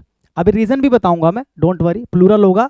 लेकिन इसके बाद में जो आने वाला आपका हेल्पिंग वर्ब होगा, या जो वर्ब होगा, या जो एडजेक्टिव होगा, ठीक है, ये सारा का सारा जो रहने वाला है, ये आपका रहने वाला है सिंगुलर। क्या रहने वाला है, सिंगुलर। कारण जानना है, कारण बताता हूं, ठीक है। अच्छा, वन ऑफ का क्या मतलब होता है, पहले तो आप मुझे बताओ। वन ऑफ का मतलब है में से एक। अब आप थोड़ा सा दिमाग लगाओ, अगर मैं बोल रहा हूं में से एक, तो जिसके लिए मैंने में यूज किया है, जैसे आदमियों में से, लड़कियों में से, विद्यार्थियों में से, तो जिसके लिए मैंने में यूज किया है, तो में के बाद वाला जो होगा क्या वो एक हो सकता है। अगर मान लो एक ही है, तो मैं क्या, कभी ऐसा सुना आपने, लड़का में से एक, लड़कों में से एक, अगर आप में से एक बोल रहे हो तो मतलब में के बाद जो नाउन होगा वो प्लूरल ही होना चाहिए। इसलिए तो मैंने बताया कि जो नाउन प्रोनाउन होगा वो प्लूरल होगा। बोलो हाँ कि ना। मेरे दोस्तों में, मेरे दोस्तों में से एक या मेरे दोस्त में से एक, मेरे दोस्तों में से एक, इसीलिए जो नाउन प्रोनाउन होगा इसके बाद वो हमेशा क्या होगा, प्लूरल होगा। लेकिन एक्चुअल में जो सब्जेक्ट है वो तो सिंगुलर ही है। अगर मैं बोल रहा हूं मेरे दोस्तों में से एक आ रहा है, तो आ तो एक ही रहा है ना। दोस्तों तो मैंने इसलिए बोला क्योंकि मुझे उनमें से एक निकालना है, लेकिन असल में जो आ रहा है वो तो एक ही आ रहा है ना, यानी कि असल में जो सब्जेक्ट है वो तो सिंगुलर ही है ना। और आपका जो वर्ब होता है सेंटेंस में, या हेल्पिंग वर्ब होता है, वो किसको देखकर लगाते हैं, सब्जेक्ट को देखकर। तो जब मेरा सब्जेक्ट सिंगुलर है, इसीलिए मैंने क्या बोला, मेरा जो वर्ब होगा, जो एडजेक्टिव होगा, वो भी क्या होगा, सिंगुलर। तो रट्टा मारने से अच्छा क्या है कि आपने समझ लिया। कई बच्चों को डाउट रहता है कि सर अगर ये प्लूरल है तो ये सिंगुलर कैसे हो गया। ये प्लूरल क्यों है, क्योंकि मुझे में से एक निकालना है, इसलिए प्लूरल है। और ये सिंगुलर क्यों है, क्योंकि ये आता है सब्जेक्ट के अकॉर्डिंग, और सब्जेक्ट मेरा क्या है, वन, तो इसलिए यहां पर क्या है, ये सिंगुलर है। एरर बता दोगे ना, देखो one of the, one of the आ रहा है यार, वन ऑफ द आ रहा है। वन ऑफ द के बाद में आपका जो नाउन होना चाहिए वो क्या होना चाहिए, प्लूरल होना चाहिए। तो one of the most intelligent, ये तो एडजेक्टिव है, मोस्ट, एडजेक्टिव का सुपरलेटिव डिग्री है ना, मोस्ट, ये भी आपका एडजेक्टिव है, मोस्ट इंटेलिजेंट, ये दोनों मिलाकर असल में एक एडजेक्टिव है, मोस्ट इंटेलिजेंट सुपरलेटिव एडजेक्टिव हो गया। ये आपका नाउन है। हमें तो नाउन से मतलब है ना, एडजेक्टिव से मतलब नहीं है, हमें नाउन से मतलब है। तो जो नाउन होना चाहिए वो होना चाहिए प्लूरल। तो यहाँ पर स्टूडेंट जो है वो क्या है, गलत है। यहाँ पर क्या होना चाहिए, स्टूडेंट्स, क्या होना चाहिए मेरे भाई, स्टूडेंट्स, ठीक है। We generally select one of the most intelligent students of the school. समझ में आ गया, ये कॉन्सेप्ट क्लियर हो गया, बोलो हाँ कि ना। अब कभी कभी ऐसा होगा कि ये जो नाउन या प्रोनाउन होगा ना, ये जो नाउन प्रोनाउन होगा, ठीक है, यहां पर लिख देता हूं मैं, यहां पर आपको एक रिलेटिव प्रोनाउन दे दिया जाएगा इस नाउन प्रोनाउन के बाद। मैं एग्जांपल के थ्रू भी आपको समझाऊंगा, डोंट वरी। कभी कभी ऐसा होगा कि भैया इस नाउन प्रोनाउन के बाद में आपको ना यहाँ पर एक रिलेटिव प्रोनाउन दे देगा। रिलेटिव प्रोनाउन क्या होता है, हु, विच, दैट, पता है ना, बताया था पिछली क्लास में। रिलेटिव प्रोनाउन दे देगा आपको, जैसे कि हु, विच या दैट। हु दे देगा, विच दे देगा, या दैट दे देगा, या हुम दे देगा, इनमें से कुछ आपको दे देगा, ठीक है, इनमें से कुछ आपको दे देगा। अब इस केस में क्या होता है जानते हो, इस केस में क्या होता है, इस केस में आपका जो ये हेल्पिंग वर्ब और वर्ब है ना, इस केस में आपका जो हेल्पिंग वर्ब, आपका जो हेल्पिंग वर्ब या आपका जो वर्ब या आपका जो एडजेक्टिव है, अब ये क्या बन जाता है, अब ये प्लूरल बन जाता है। अब आप कहोगे सर जी क्या समझा रहे हो, क्या बता रहे हो आप। मैं आपको ये बता रहा हूँ, पहला केस मैंने आपको ये बताया कि भैया नाउन प्लूरल, और इसके बाद जो हेल्पिंग वर्ब या वर्ब होगा वो क्या होगा, सिंगुलर। लेकिन अगर इस नाउन या प्रोनाउन के बाद, देखो ये तो प्लूरल है तो फिक्स है, अगर इसके बाद आपको एक रिलेटिव प्रोनाउन दे दे सेंटेंस में, जैसे हु, विच या दैट, अब उसके बाद जो ये हेल्पिंग वर्ब या वर्ब होगा ना वो प्लूरल बन जाएगा। रीजन बताता हूं, लेकिन रीजन ऐसे नहीं बताऊंगा, रीजन बताऊंगा विद एग्जांपल। यहां पर एग्जांपल के थ्रू समझाता हूं भाई, ध्यान से देखो, ठीक है। जैसे कि मैं बोलूं one of the terrorists was shot dead in the valley, in the valley last night, in the valley last night, ठीक है। अगला एग्जांपल देता हूं मैं, he is one of those men who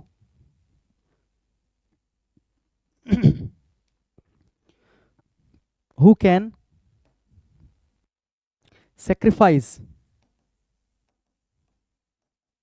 their everything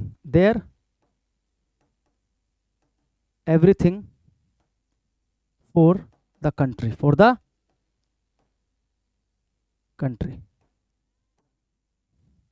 थोड़ा सा वो हो गया ना कंजेस्टेड.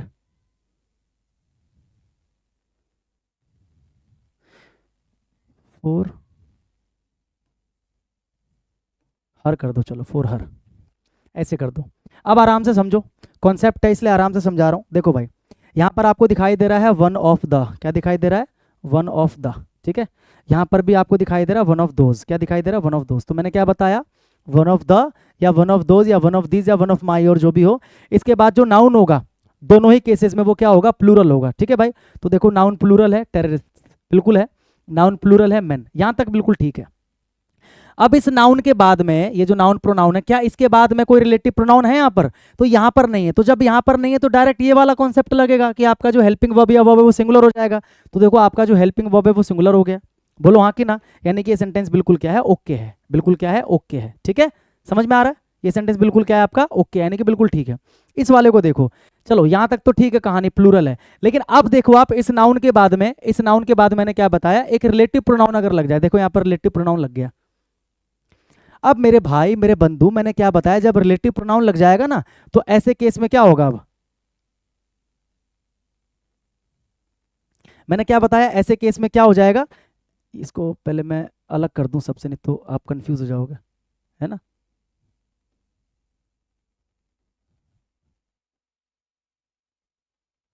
हाँ, अब देखो, अब ठीक है.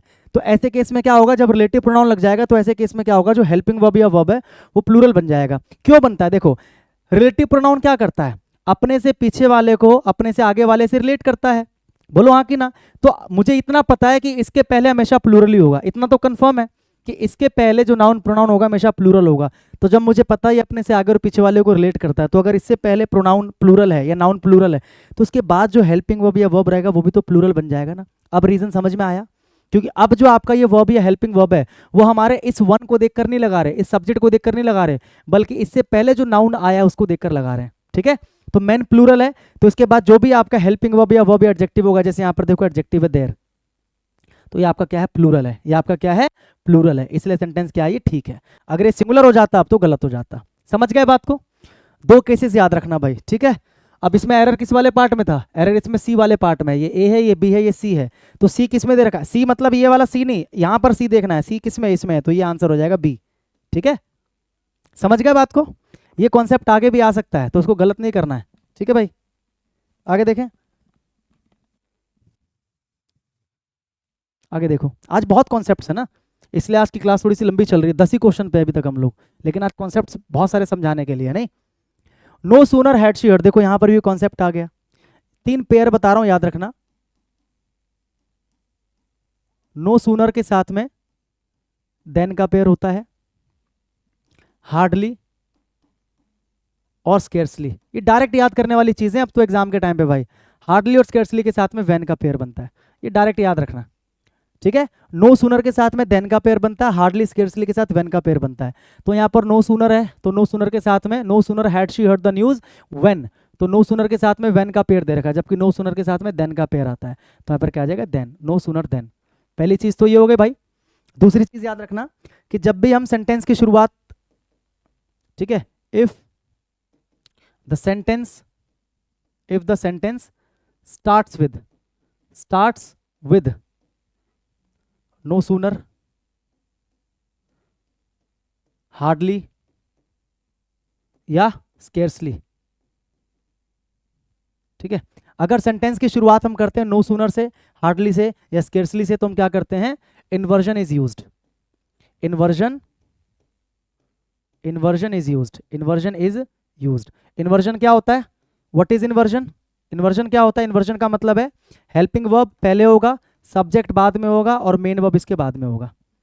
तो देखो नो सूनर से शुरू है, हाँ कि ना? तो यहाँ पर आपको लगाना है इन्वर्जन. 3 चीजें देखनी है आपको, हेल्पिंग वर्ब, सब्जेक्ट और मेन वर्ब. हेल्पिंग वर्ब पहले होना चाहिए, सब्जेक्ट बीच में होना चाहिए, मेन वर्ब बाद में होना चाहिए. सेंटेंस बिल्कुल क्या है? करेक्ट है. यहां तक बिल्कुल करेक्ट है, इस वाले पार्ट में एरर था, समझ गए। कभी कभी क्या करेगा, हेड के साथ में यहाँ पर वर्ब की सेकंड फॉर्म या फर्स्ट फॉर्म दे देगा, तो वो भी चेक करना है, क्योंकि हेड है ना यहाँ पर, तो हेड के साथ वर्ब की थर्ड फॉर्म आता है। क्या समझे मैंने क्या बोला? एक तो मैंने बोला कि ये पेयर याद रखना, दूसरा मैंने क्या बोला कि जब सेंटेंस की शुरुआत इन तीनों से होती है, नो सूनर, हार्डली, स्केर्सली, तो वहां पर इन्वर्जन लगाते हैं। इन्वर्जन क्या होता है, इसको साफ साफ लिख दूं क्या? थोड़ा सा वैसा दिख रहा है ये।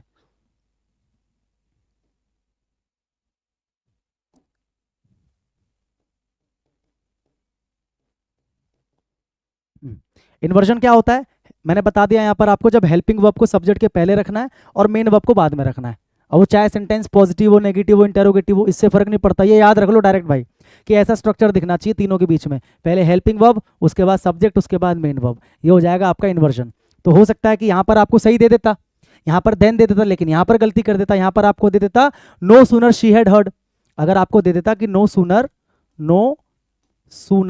She had heard, she had heard the news, यहां पर आपको देन दे देता, देन शी फेंटेड, फेंट का मतलब होता है बेहोश हो जाना, देन शी फेंटेड। तो आप कहते हैं कि सर बिल्कुल ठीक तो है, सर नो सूनर के साथ में देन का पेयर दे रखा है, सर बिल्कुल ठीक है, नो सूनर के साथ देन का पेयर, लेकिन गड़बड़ कुछ और है, गड़बड़ यहां पर है, शी हैड हर्ड, इस वाले पार्ट में गड़बड़ है, क्योंकि इन्वर्जन लगेगा यहां पर, तो शी हैड हर्ड नहीं होगा, यहां पर क्या होगा, हैड शी हर्ड, क्या हो जाएगा, हैड शी हर्ड। एरर किसमें है, एरर है आपका व्हेन, किसमें दिख रहा है, जहां पर व्हेन दिख रहा है वही आंसर, इसमें व्हेन दिख रहा तो ये आंसर, ठीक है।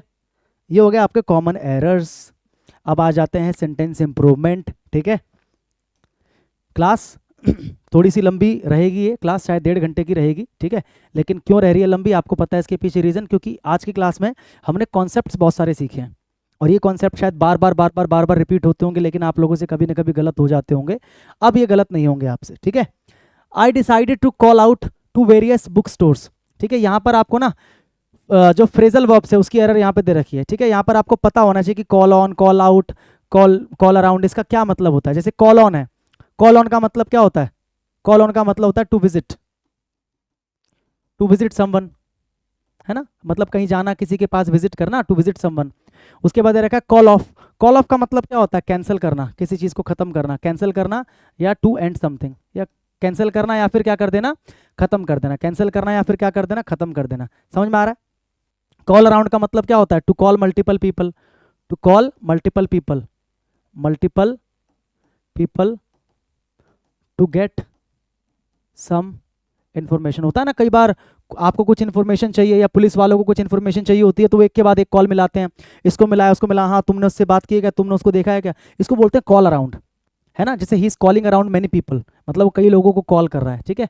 कॉल ऑन का मतलब क्या हो गया, किसी के पास मिलने जाना, और कॉल ऑफ का मतलब क्या हो गया, कैंसिल करना, एंड करना। और जो कॉल आउट दे रखा है, क्या दे रखा है, कॉल आउट, कॉल आउट का मतलब होता है मदद के लिए बुलाना, मदद के लिए बुलाना, ठीक है।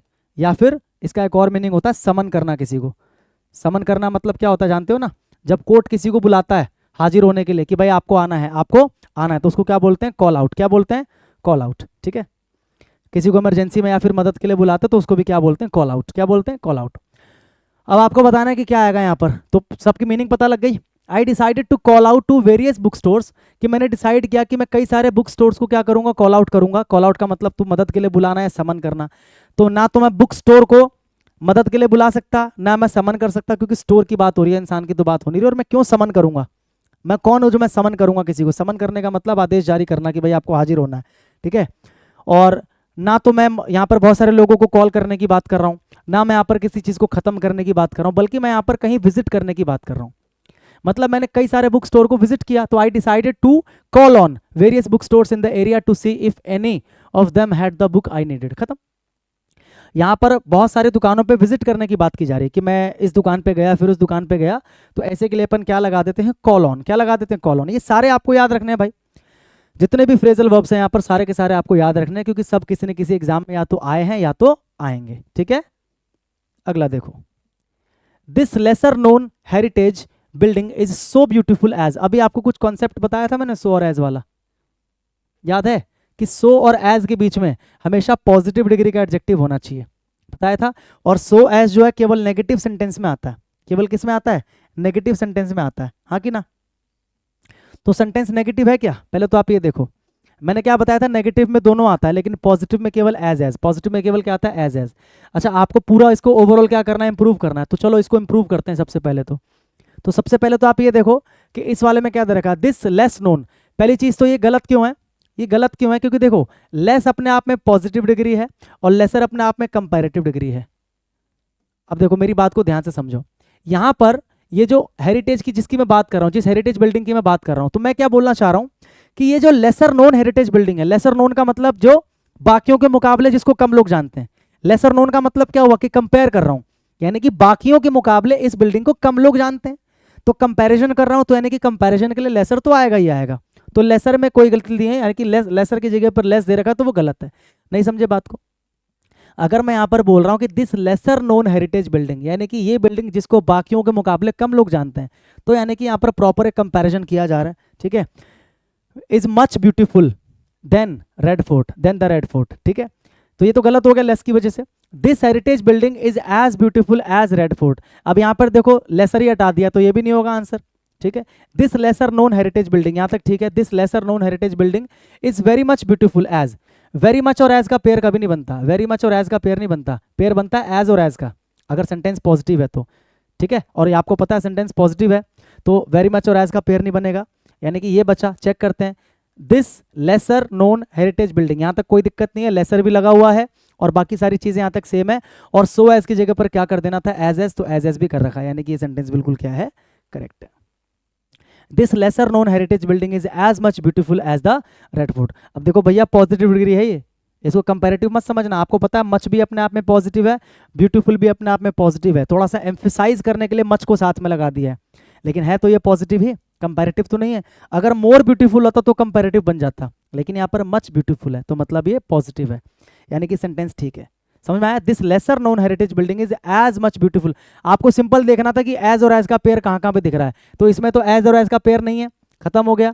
इसमें एज और एज का पेयर है, लेकिन यहाँ पे गलती क्या है कि यहाँ पर लेसर वाला जो फैक्ट है उसको हटा दिया, जबकि आपको उसको हटाना नहीं है, क्योंकि यहाँ पर एक कंपैरिजन तो किया जा रहा है कि इस बिल्डिंग को कम लोग जानते हैं बाकी के मुकाबले। यहाँ पर भी एज एज नहीं है तो ये वैसे ही कट जाता, यहाँ पर एज एज है तो ये आपका आंसर हो जाता, ठीक है। All clear? एग्जाम में आया हुआ क्वेश्चन है कौन से, CHSL के टीयर 2 में आया हुआ है, काफी अच्छा क्वेश्चन है। इट वॉज, आपको देखना है कि देखो तीन आपको यहाँ पर हाईलाइट करके तीन यहाँ पर सेगमेंट दे रखे हैं, आपको बताना कि तीनों में से किस में एरर है और उस एरर को इंप्रूव कैसे किया जाए। पहले तो एरर पकड़ो, it was the home minister, क्या इसमें कोई एरर है? नहीं है। होम मिनिस्टर अपने आप में एक स्पेसिफिक टर्म है तो उसके साथ में द लगा रखा है, इसमें कोई एरर नहीं है। It was the home minister of the country who took the decision to change a laws, a laws, देखो इसमें गड़बड़ है, अ के साथ में लॉज दे रखा है, यानी कि अ के साथ में आपको प्लूरल नाउन दे रखा है जो कि गलत है, जबकि अ के साथ में सिंगुलर नाउन आता है। अ की जगह पर क्या आना चाहिए, द लॉज। अगर आपको आर्टिकल लगाना है तो अ की जगह पर क्या आना चाहिए, द लॉज, क्या आना चाहिए, द लॉज, तो इसमें गड़बड़ है। तो अब आप देखो अ लॉज की जगह पर होना चाहिए द लॉज, तो किसमें दिख रहा है, क्या इसमें द लॉज है, तो नो एरर है। An home minister, an home minister नहीं होगा, द होम मिनिस्टर होगा, यानी कि ये वाला आपका आंसर नहीं है। अगर आप इसको लगा रहे हो आंसर, मतलब आप इसको गलत मान रहे हो, लेकिन ये तो ठीक है ना। द माइग्रेशन, माइग्रेशन की जगह पर द माइग्रेशन, माइग्रेशन अपने आप में ठीक है। गड़बड़ क्या है, अ लॉ परटेनिंग, इसकी जगह पर क्या हो जाएगा, द लॉज, मतलब अ लॉज की जगह पर क्या हो जाएगा, द लॉज, क्योंकि अ के साथ में सिंगुलर नाउन आता है, तो यहां पर क्या हो जाएगा, द लॉज, क्या हो जाएगा, द लॉज, ठीक है। आगे देखो भाई,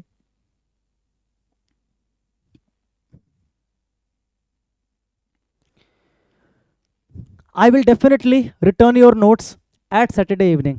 प्रपोजिशन, प्रपोजिशन का कॉन्सेप्ट है, ध्यान से देखेंगे, ठीक है। कितनी सारी चीजें होती है हमारे पास।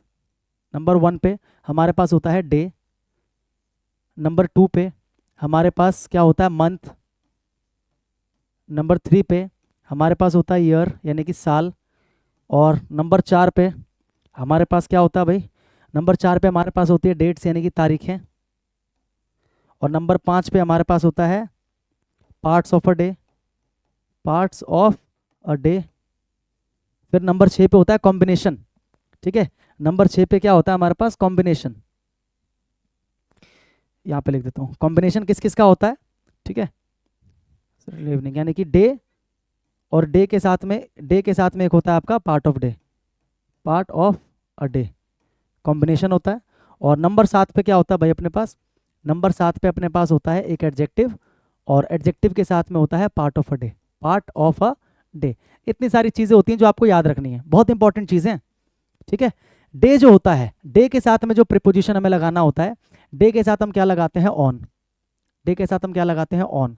जैसे कि ऑन संडे, ठीक है, डे होते हैं सारे ही, ऑन मंडे, तो डे के साथ में क्या लगाते हैं, ऑन। क्या लगाते हैं, ऑन। जैसे on Sunday, on Monday, on Tuesday, on Wednesday, on Thursday, Friday, ठीक है। मंथ के साथ में क्या लगाते हैं, इन। मंथ के साथ में क्या लगाते हैं, इन। जैसे कि इन जनवरी, है ना, इन दिसंबर, तो मंथ के साथ में क्या लगाते हैं, इन। क्या लगाते हैं मेरे भाई, इन, ठीक है। कोई डाउट नहीं होना चाहिए। ईयर के साथ में क्या लगाते हैं, इन। ईयर के साथ भी क्या लगाते हैं, इन। जैसे कि इन 1995 या इन 2020, ठीक है, एटसेट्रा, ठीक है भाई। अब डेट्स की बात करते हैं, तो तारीख कैसे बनती है।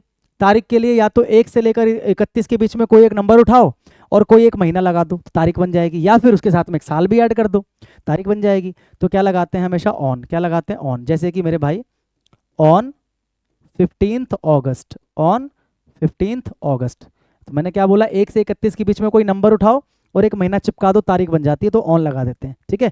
या फिर साथ में साल भी लगा दो, जैसे कि ऑन 2 जैन, यानी कि जनवरी 2002, 2002, ठीक है। समझ में आया, तो ऑन लगा देंगे। क्या लगा देंगे, ऑन। पार्ट्स ऑफ डे जो होते हैं, जैसे कि मॉर्निंग, आफ्टरनून, इवनिंग, नाइट, इनके साथ में क्या लगा देते हैं, इन। क्या लगा देते हैं, इन। जैसे कि in the morning, in the morning, या आफ्टरनून या इवनिंग, जो भी है, ठीक है। इन द मॉर्निंग, आफ्टरनून या इवनिंग, जो भी है, in the morning, in the afternoon, in the evening, in the night, ठीक है। और एक कॉम्बिनेशन होता है कि एक होगा आपका डे। डे मतलब मेरे भाई, डे का मतलब क्या हुआ, डे का मतलब हुआ इनमें से संडे, मंडे, ट्यूसडे के साथ में पार्ट ऑफ डे। जैसे बोलते हैं ना, शनिवार की रात या संडे की शाम, बोलते हैं ना संडे की शाम, तो संडे भी है और पार्ट ऑफ डे भी है, तो उसके साथ में क्या लगाएंगे, ऑन। क्या लगाएंगे, ऑन, ठीक है।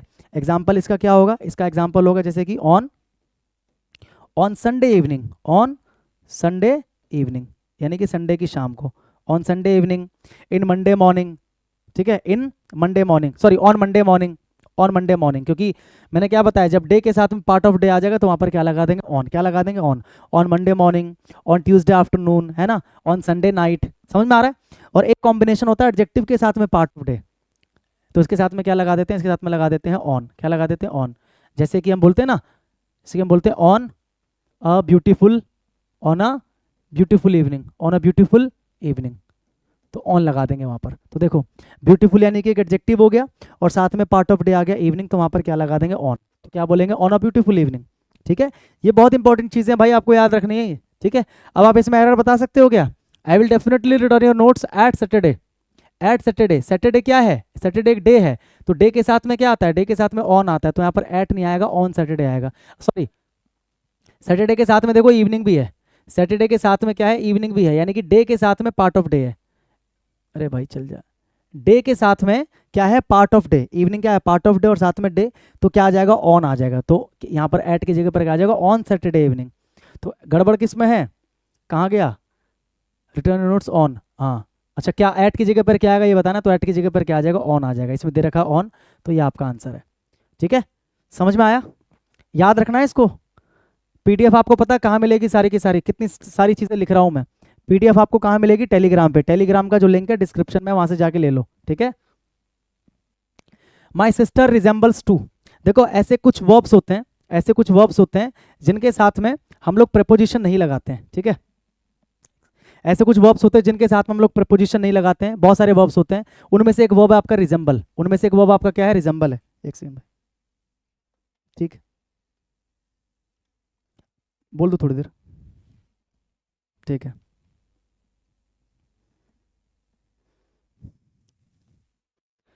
अभी आधा घंटा, चलो देखो भाई, माई सिस्टर रिजेंबल्स टू, मैंने क्या बताया, कुछ ऐसे वर्ब्स हैं, ठीक है। उनमें से सबसे पहले तो आप लिखो रिजेंबल, रिजेंबल के बाद लिखो कंसिडर, डिस्कस, अटैक, एंटर, ठीक है, डिस्क्राइब, रीच, रीच हो गया। इसके अलावा आपका हो गया अटैक, हो गया डिस्क्राइब, हो गया कंसीडर, हो गया, और इसके अलावा हो गया आपका और भी होते हैं बहुत सारे, जैसे कि एक ज्वाइन होता है, ज्वाइन हो गया, साइन हो गया, ठीक है, ज्वाइन हो गया, साइन हो गया, और रिजेंबल हो गया, कंसीडर हो गया। इसके अलावा और क्या होते हैं भाई, इसके अलावा और क्या क्या होते हैं, एम्फेसिस होता है, रिजेंबल लिख दिया मैंने, रीच भी लिख दिया मैंने, रिजेंबल रीच लिख दिया। इसके अलावा क्या होता है, अप्रोच भी होता है, हाँ अप्रोच होता है, साइन लिखा, साइन लिख दिया, जोन लिख दिया, ठीक है। इतने काफ़ी है याद रखने के लिए, आप इसके याद रखो एटसेट्रा, ठीक है। इनके साथ में क्या होता है, नो प्रेपोजिशन, इनके साथ में क्या होता है, नो प्रेपोजिशन। अरे भाई रुक जाओ, resemble, consider, discuss, attack, enter, describe, reach, join, sign, approach etcetera, इनके साथ में कभी भी प्रेपोजिशन को यूज हम नहीं करते इनके बाद, ठीक है। किसी किसी कंडीशन में यूज किया जा सकता है, मैं आपको भी एग्जांपल दूंगा, ठीक है। जैसे रिजेंबल हो गया, रिजेंबल का मतलब क्या होता है, शक्ल मिलना या एक जैसे दिखना। रिजेंबल का मतलब क्या होता है, एक जैसे दिखना या शक्ल मिलना। कंसिडर का मतलब क्या होता है, विचार करना। डिस्कस का मतलब क्या होता है, डिस्कस का मतलब क्या होता है, वही बातचीत करना। अटैक का मतलब आक्रमण करना। एक और लिख लो, ऑर्डर, ऑर्डर लिख लो यहां पर,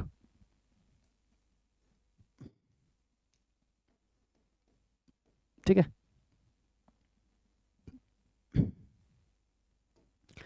डिस्क्राइब मतलब क्या हो गया, वर्णन करना। रीच मतलब पहुंचना। एंटर का मतलब घुसना कहीं पर। ज्वाइन का मतलब शामिल करना। साइन का मतलब दस्तखत करना। ऑर्डर का मतलब क्या होता है, आदेश देना। अप्रोच का मतलब किसी के पास पहुंचना है, किसी के पास जाना, ठीक है। इनके साथ में प्रेपोजिशन नहीं लगाते हैं। कुछ कुछ चीजें बता देता हूं, उसको याद रखना। जैसे कि अगर मैं बोलूं she entered the room, she entered the room, यहां पर मैंने क्या बताया कि एंटर के बाद में प्रेपोजिशन नहीं आता, सेंटेंस करेक्ट है। लेकिन अगर मैं ऐसे बोल दूं she entered into his father's business, his father's business, एक चीज को ध्यान से सुनना मेरे भाई, ठीक है। ये सेंटेंस भी करेक्ट है और ये सेंटेंस भी करेक्ट है, ध्यान से समझना। अगर एंटर के बाद, अगर एंटर के बाद कोई ऐसी वास्तविक कोई जगह है, कोई फिजिकल एक जगह है जहां पर घुसने की बात कर रहे हो, जैसे रूम हो गया, है ना, क्लास हो गया, या फॉर एग्जाम्पल कोई भी जगह हो गई जो फिजिकल, जो एक फिजिकली एक जगह मौजूद है, जैसे रूम हो गया, क्लास हो गया, अगर वहां एंटर करने की बात की जा रही है ना, तो वहां पर प्रेपोजिशन नहीं आएगा। लेकिन अगर एंटर के बाद में, अगर एंटर के बाद में कोई फिजिकल जगह नहीं है जहां पर आप प्रवेश करो, जैसे मैंने बोला कि वो अपने पापा के बिजनेस में प्रवेश कर गया, तो क्या कोई फिजिकल ऐसी जगह है जहां पर वो सच में गया है, नहीं। ये केवल एक टर्म है कि उसने अपने पापा के बिजनेस में प्रवेश कर लिया। तो बिजनेस में प्रवेश किया या काम में प्रवेश किया या किसी और चीज में प्रवेश किया, अगर वो चीज फिजिकल उसकी अपीयरेंस कोई नहीं है, कोई वास्तविक चीज तो नहीं है जहां पर मैं प्रवेश कर रहा हूं, तो वहां पर एंटर के साथ में क्या लगाते हैं, इनटू, क्या लगाते हैं, इनटू। याद रख लोगे, हाँ कि ना। अगला देखो, एक मैंने क्या लिखा, एक मैंने लिखा अटैक। देखो अटैक अपने आप में, अटैक अपने आप में एक वर्ब भी है और अटैक अपने आप में एक नाउन भी है। अगर वर्ब है तो नो प्रेपोजिशन, वर्ब है तो नो प्रेपोजिशन, बता ही दिया मैंने आपको, ठीक है। और अगर नाउन है तो प्रेपोजिशन क्या लगाते हैं, ऑन, क्या लगाते हैं, ऑन।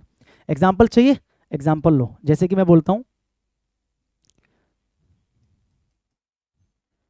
दैट कंट्री, किसी का नाम नहीं लिख रहा मैं, विवाद ना हो जाए, that country is planning, is planning an attack, is planning an attack on America, that country is planning an attack on America.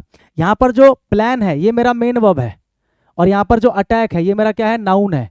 कैसे पता लग रहा है, इसके पहले क्या आ रहा है भाई, आर्टिकल आ रहा है, आर्टिकल आ रहा है, यानी कि जो यहाँ पर अटैक है वो क्या है भाई, नाउन है।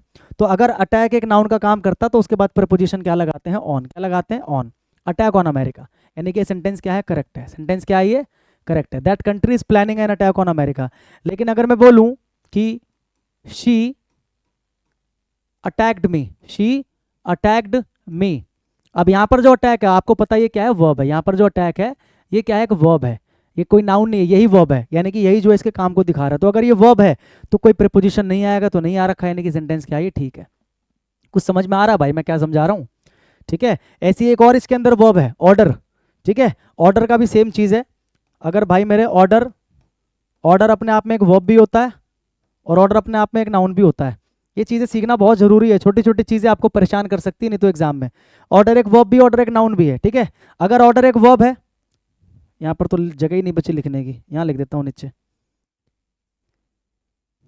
अगर ऑर्डर एक नाउन है और एक ऑर्डर अगर एक वर्ब है, अगर वर्ब है तब तो आपको पता ही है नो प्रीपोजिशन, ठीक है। अगर नाउन है तो प्रीपोजिशन क्या हो जाएगा, प्रीपोजिशन के बाद आ जाएगा फोर, क्या आ जाएगा फोर, ये ध्यान रखना। जैसे इसके बाद ऑन आता है ऐसे इसके बाद फोर आता है। एग्जाम्पल चाहिए, एग्जाम्पल लिखूँ कहाँ, एग्जाम्पल यहाँ लिखता हूँ, यहाँ लिखता हूँ देखो, I ordered a cup of tea, a cup of tea, चलो I ordered a cup of tea, I placed an order, I placed an order for a cup of tea, for a cup या for a cup, चलो एक cup का order दिया मैंने, cup normal. अब देखो फर्क क्या है, यहाँ पर जो ऑर्डर है वो क्या है, वर्ब है, क्योंकि मेरे काम को दिखा रहा है। आई ऑर्डर यानी कि मैंने ऑर्डर किया, तो जब ये वर्ब होगा तो कोई प्रीपोजिशन नहीं आएगा, यानी कि सेंटेंस करेक्ट है, कोई प्रीपोजिशन नहीं है इसके बाद में। यहाँ पर जो प्लेस्ड है वो वर्ब है मेरा, आई प्लेस्ड, मैंने प्लेस किया, क्या प्लेस किया, एन ऑर्डर, यानी कि यहाँ पर जो ऑर्डर है वो नाउन है, क्योंकि इसके पहले देखो क्या आ रहा है, आर्टिकल आ रहा है। तो जब नाउन का काम करेगा तो मैंने क्या बताया, उसके बाद में क्या लगा देना है, फोर, क्या लगा देना है, फोर, यानी कि सेंटेंस भी क्या है, करेक्ट है। छोटी छोटी चीजें याद रखना। लोग आपको इतना बता देंगे कि ऑर्डर के बाद फोर नहीं आता, ऑर्डर के बाद कोई प्रपोजिशन नहीं आता, लेकिन मैंने आपको एक्सप्लेन कर दिया कि कब आएगा कब नहीं आएगा, ठीक है, समझ गए। और बाकी जितने भी बचे सारे के सारे वर्ब हैं, इनके बाद कोई प्रपोजिशन नहीं आएगा। तो गड़बड़ किस में है, माई सिस्टर रिजेंबल्स टू, तो यहाँ पर टू नहीं आना चाहिए, केवल क्या आना चाहिए, रिजेंबल्स, क्या आना चाहिए, resembles, my sister resembles, preposition नहीं आएगा, माई सिस्टर रिजेंबल्स, ठीक है भाई। Effective communication is a skill that can significant enhance, effective communication is a skill, जो इफेक्टिव कम्युनिकेशन है वो एक स्किल है, वो क्या है, एक स्किल है, दैट कैन सिग्निफिकेंट इनहेंस, जो सिग्निफिकेंट इनहेंस कर सकता है। देखो ये कैन है और ये कैन के बाद आपका क्या है, वी1 है, यानी कि वर्ब की फर्स्ट फॉर्म है, ठीक है। जो कर सकता है, क्या कर सकता है, इनहेंस, कैसे इनहेंस कर सकता है, सिग्निफिकेंट, यानी कि बड़े महत्वपूर्ण रूप से, यानी कि ये जो शब्द है ये इस वर्ब को क्वालिफाई कर रहा है, बोलो हाँ कि ना, ये जो शब्द है इस वर्ब को क्वालिफाई कर रहा है, जो सिग्निफिकेंट है वर्ब को क्वालिफाई कर रहा है। जो वर्ब को क्वालिफाई करता है वो एक एडवर्ब होना चाहिए, हाँ कि ना, जो वर्ब को क्वालिफाई करता है वो एक एडवर्ब होना चाहिए। तो यहाँ पर गड़बड़ क्या है, जो सिग्निफिकेंट है, जो क्या है, सिग्निफिकेंट, ये भाई मेरे एक एडजेक्टिव का काम करता है, ठीक है। और अगर मैं आपसे बोलूँ उसका एडवर्ब क्या बनता है, तो एडवर्ब बनता है सिग्निफिकेंटली, क्या बनता है, सिग्निफिकेंटली, ये आपका बनता है एडवर्ब, ठीक है, समझ में आ रहा है। तो यानी कि आपको यहाँ पर एडवर्ब चाहिए ना, आपको यहाँ पर क्या चाहिए, एडवर्ब, क्योंकि यहाँ पर इनहेंस को क्वालिफाई कराना है, वर्ब को क्वालिफाई कराना है, तो क्या हो जाएगा, सिग्निफिकेंटली, क्या हो जाएगा, सिग्निफिकेंटली। किस में दे रखा है, इसमें दे रखा है, which can significantly enhance, enhancing तो वैसे भी नहीं होगा क्योंकि कैन के बाद में वी1 आता है, तो वी1 आईएनजी नहीं हो सकता, इंप्रूवमेंट तो होगा, विच कैन सिग्निफिकेंट, इसमें भी सिग्निफिकेंट ही दे रखा है, तो आंसर आपका विच कैन सिग्निफिकेंटली इनहेंस, ठीक है। आगे देखिए, we have received no information so far to the main island, कि अभी तक हमें, सो फार का मतलब अभी तक, सो फार का मतलब यहां पर क्या है, अब तक, ठीक है, कि अब तक हमें कोई भी इंफॉर्मेशन नहीं मिली है मेन आइलैंड से। भाई हम इंफॉर्मेशन प्राप्त करने की बात कर रहे हैं, इंफॉर्मेशन भेजने की बात नहीं कर रहे हैं। अगर इंफॉर्मेशन भेजने की बात कर रहे होते तो क्या बोलते हैं, टू द आइलैंड, कि इंफॉर्मेशन भेजने की बात कर रहे हैं, लेकिन यहां पर रिसीव करने की बात कर रहे हैं, तो रिसीव के साथ में क्या लगाते हैं, फ्रॉम। अगर भेजने की बात कर रहे होते हैं तो क्या लगाते हैं, सेंड टू, क्या लगाते, सेंड टू, लेकिन यहाँ पर रिसीव करने की बात कर रहे हैं तो रिसीव करने के साथ क्या लगाएंगे, फ्रॉम, तो यहाँ पर टू नहीं आएगा, यहाँ पर क्या आएगा, फ्रॉम, यहाँ पर क्या आ जाएगा, फ्रॉम। समझ में आ रहा है क्या बोला मैंने। अगर हम भेजने की बात करते हैं इन्फॉर्मेशन तो क्या लगाते, टू, क्या लगाते, टू, लेकिन यहाँ पर रिसीव करने की बात कर रहे हैं, तो जब रिसीव करने की बात कर रहे हैं तो क्या लगा देंगे, फ्रॉम, क्या लगा देंगे, फ्रॉम। तो एरर किस में है, सो फार्दर फ्रॉम आएगा इसकी जगह पर, नहीं, सो फार तो ठीक है, सो फार तो ठीक है, टू की जगह पर फ्रॉम, ये आंसर है इसका। सो फार का मतलब अब तक, ठीक है। इसकी बैटरी एक बार चेंज कर दूं माइक की, भाई एक सेकंड रुकना बस। हेलो हेलो, चलो ठीक है, आवाज ठीक है भाई, चलो ये वाला हो गया भाई, आगे आ जाओ। When he was falsely accused of embezzlement, embezzlement का मतलब होता है घोटाला, एम्बेजलमेंट का मतलब क्या होता है, घोटाला, ठीक है। When he was falsely accused of, जब उसके ऊपर आरोप लगाया गया था घोटाले का, he was beside himself, he was beside himself. To be beside oneself, to be beside oneself, ये एक इडियम है, to be beside oneself, है ना। इसका मतलब क्या होता है? इसका मतलब होता है टू बी एक्सट्रीमली एंग्री या एक्साइटेड, जो भी है, ठीक है। बिसाइड वन सेल्फ का ये मतलब होता है।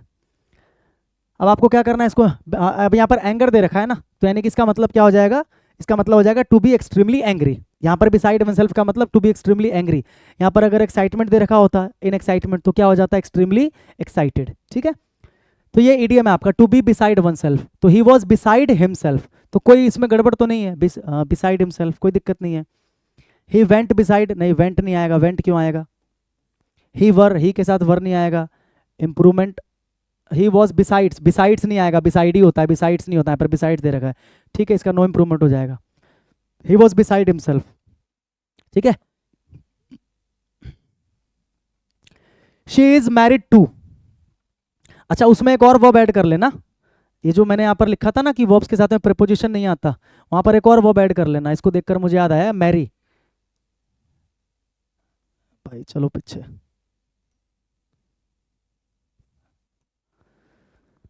कहाँ चला गया, यहां पर एक और वर्ब लिख लेना, मैरी, ठीक है।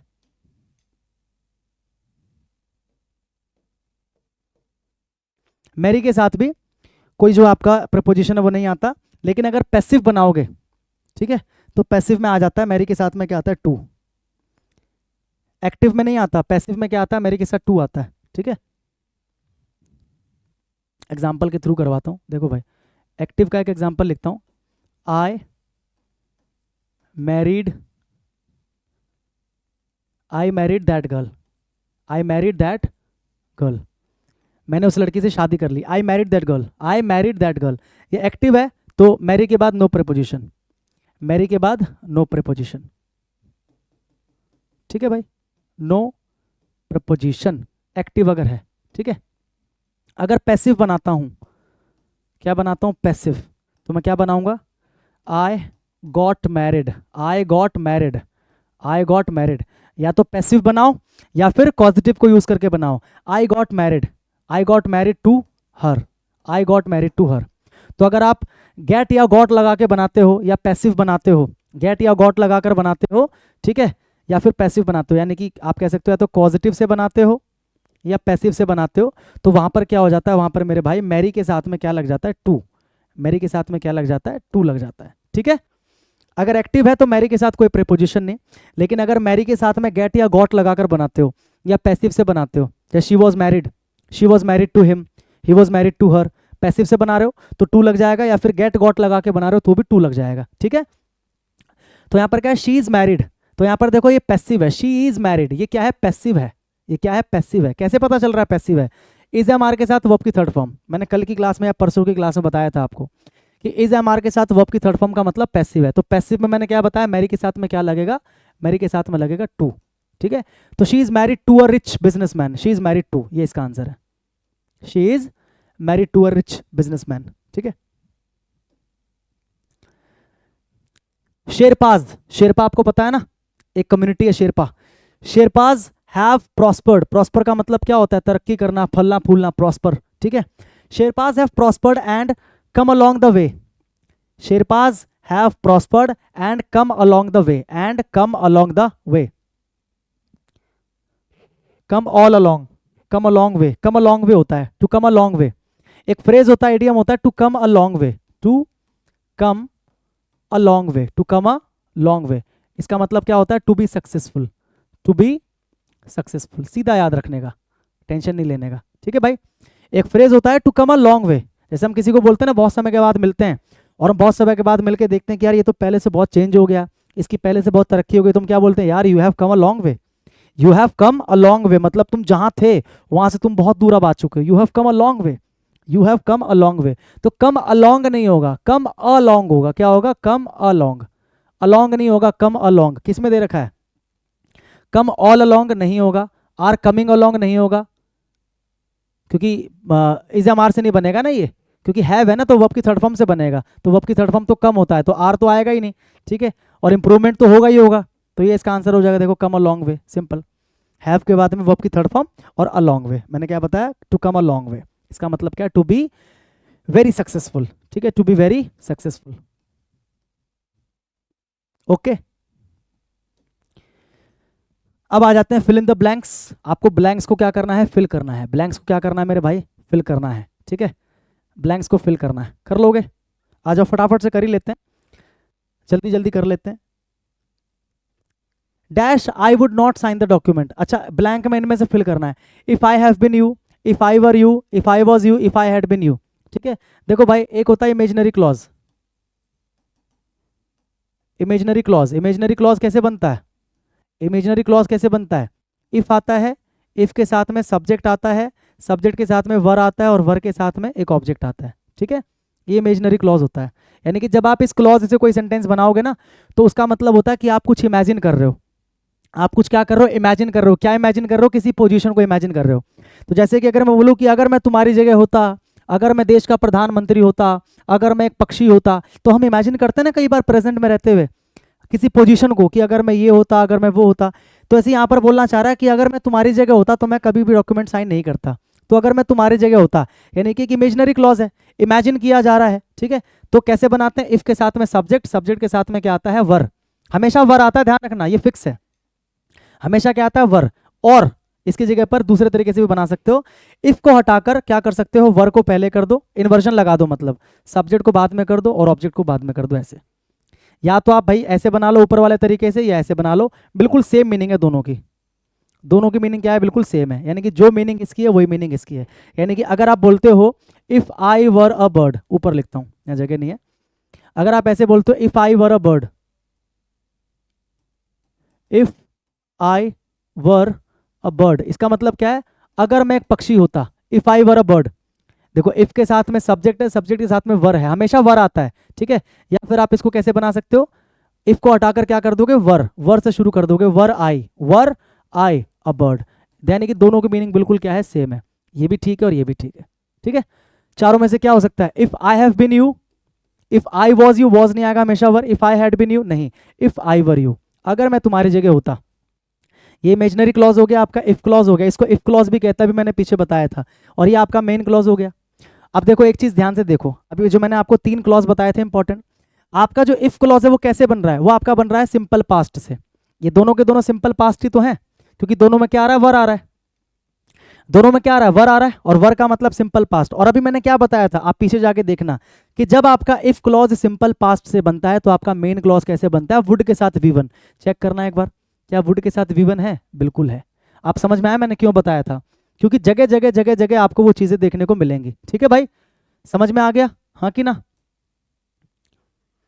Robin watched as the smoke dash, अब देखो यहां पर कुछ कंफ्यूज करने वाले वर्ब्स दे रखे हैं, एक होता है राइज, एक होता है रेज, दोनों वर्ब अलग है।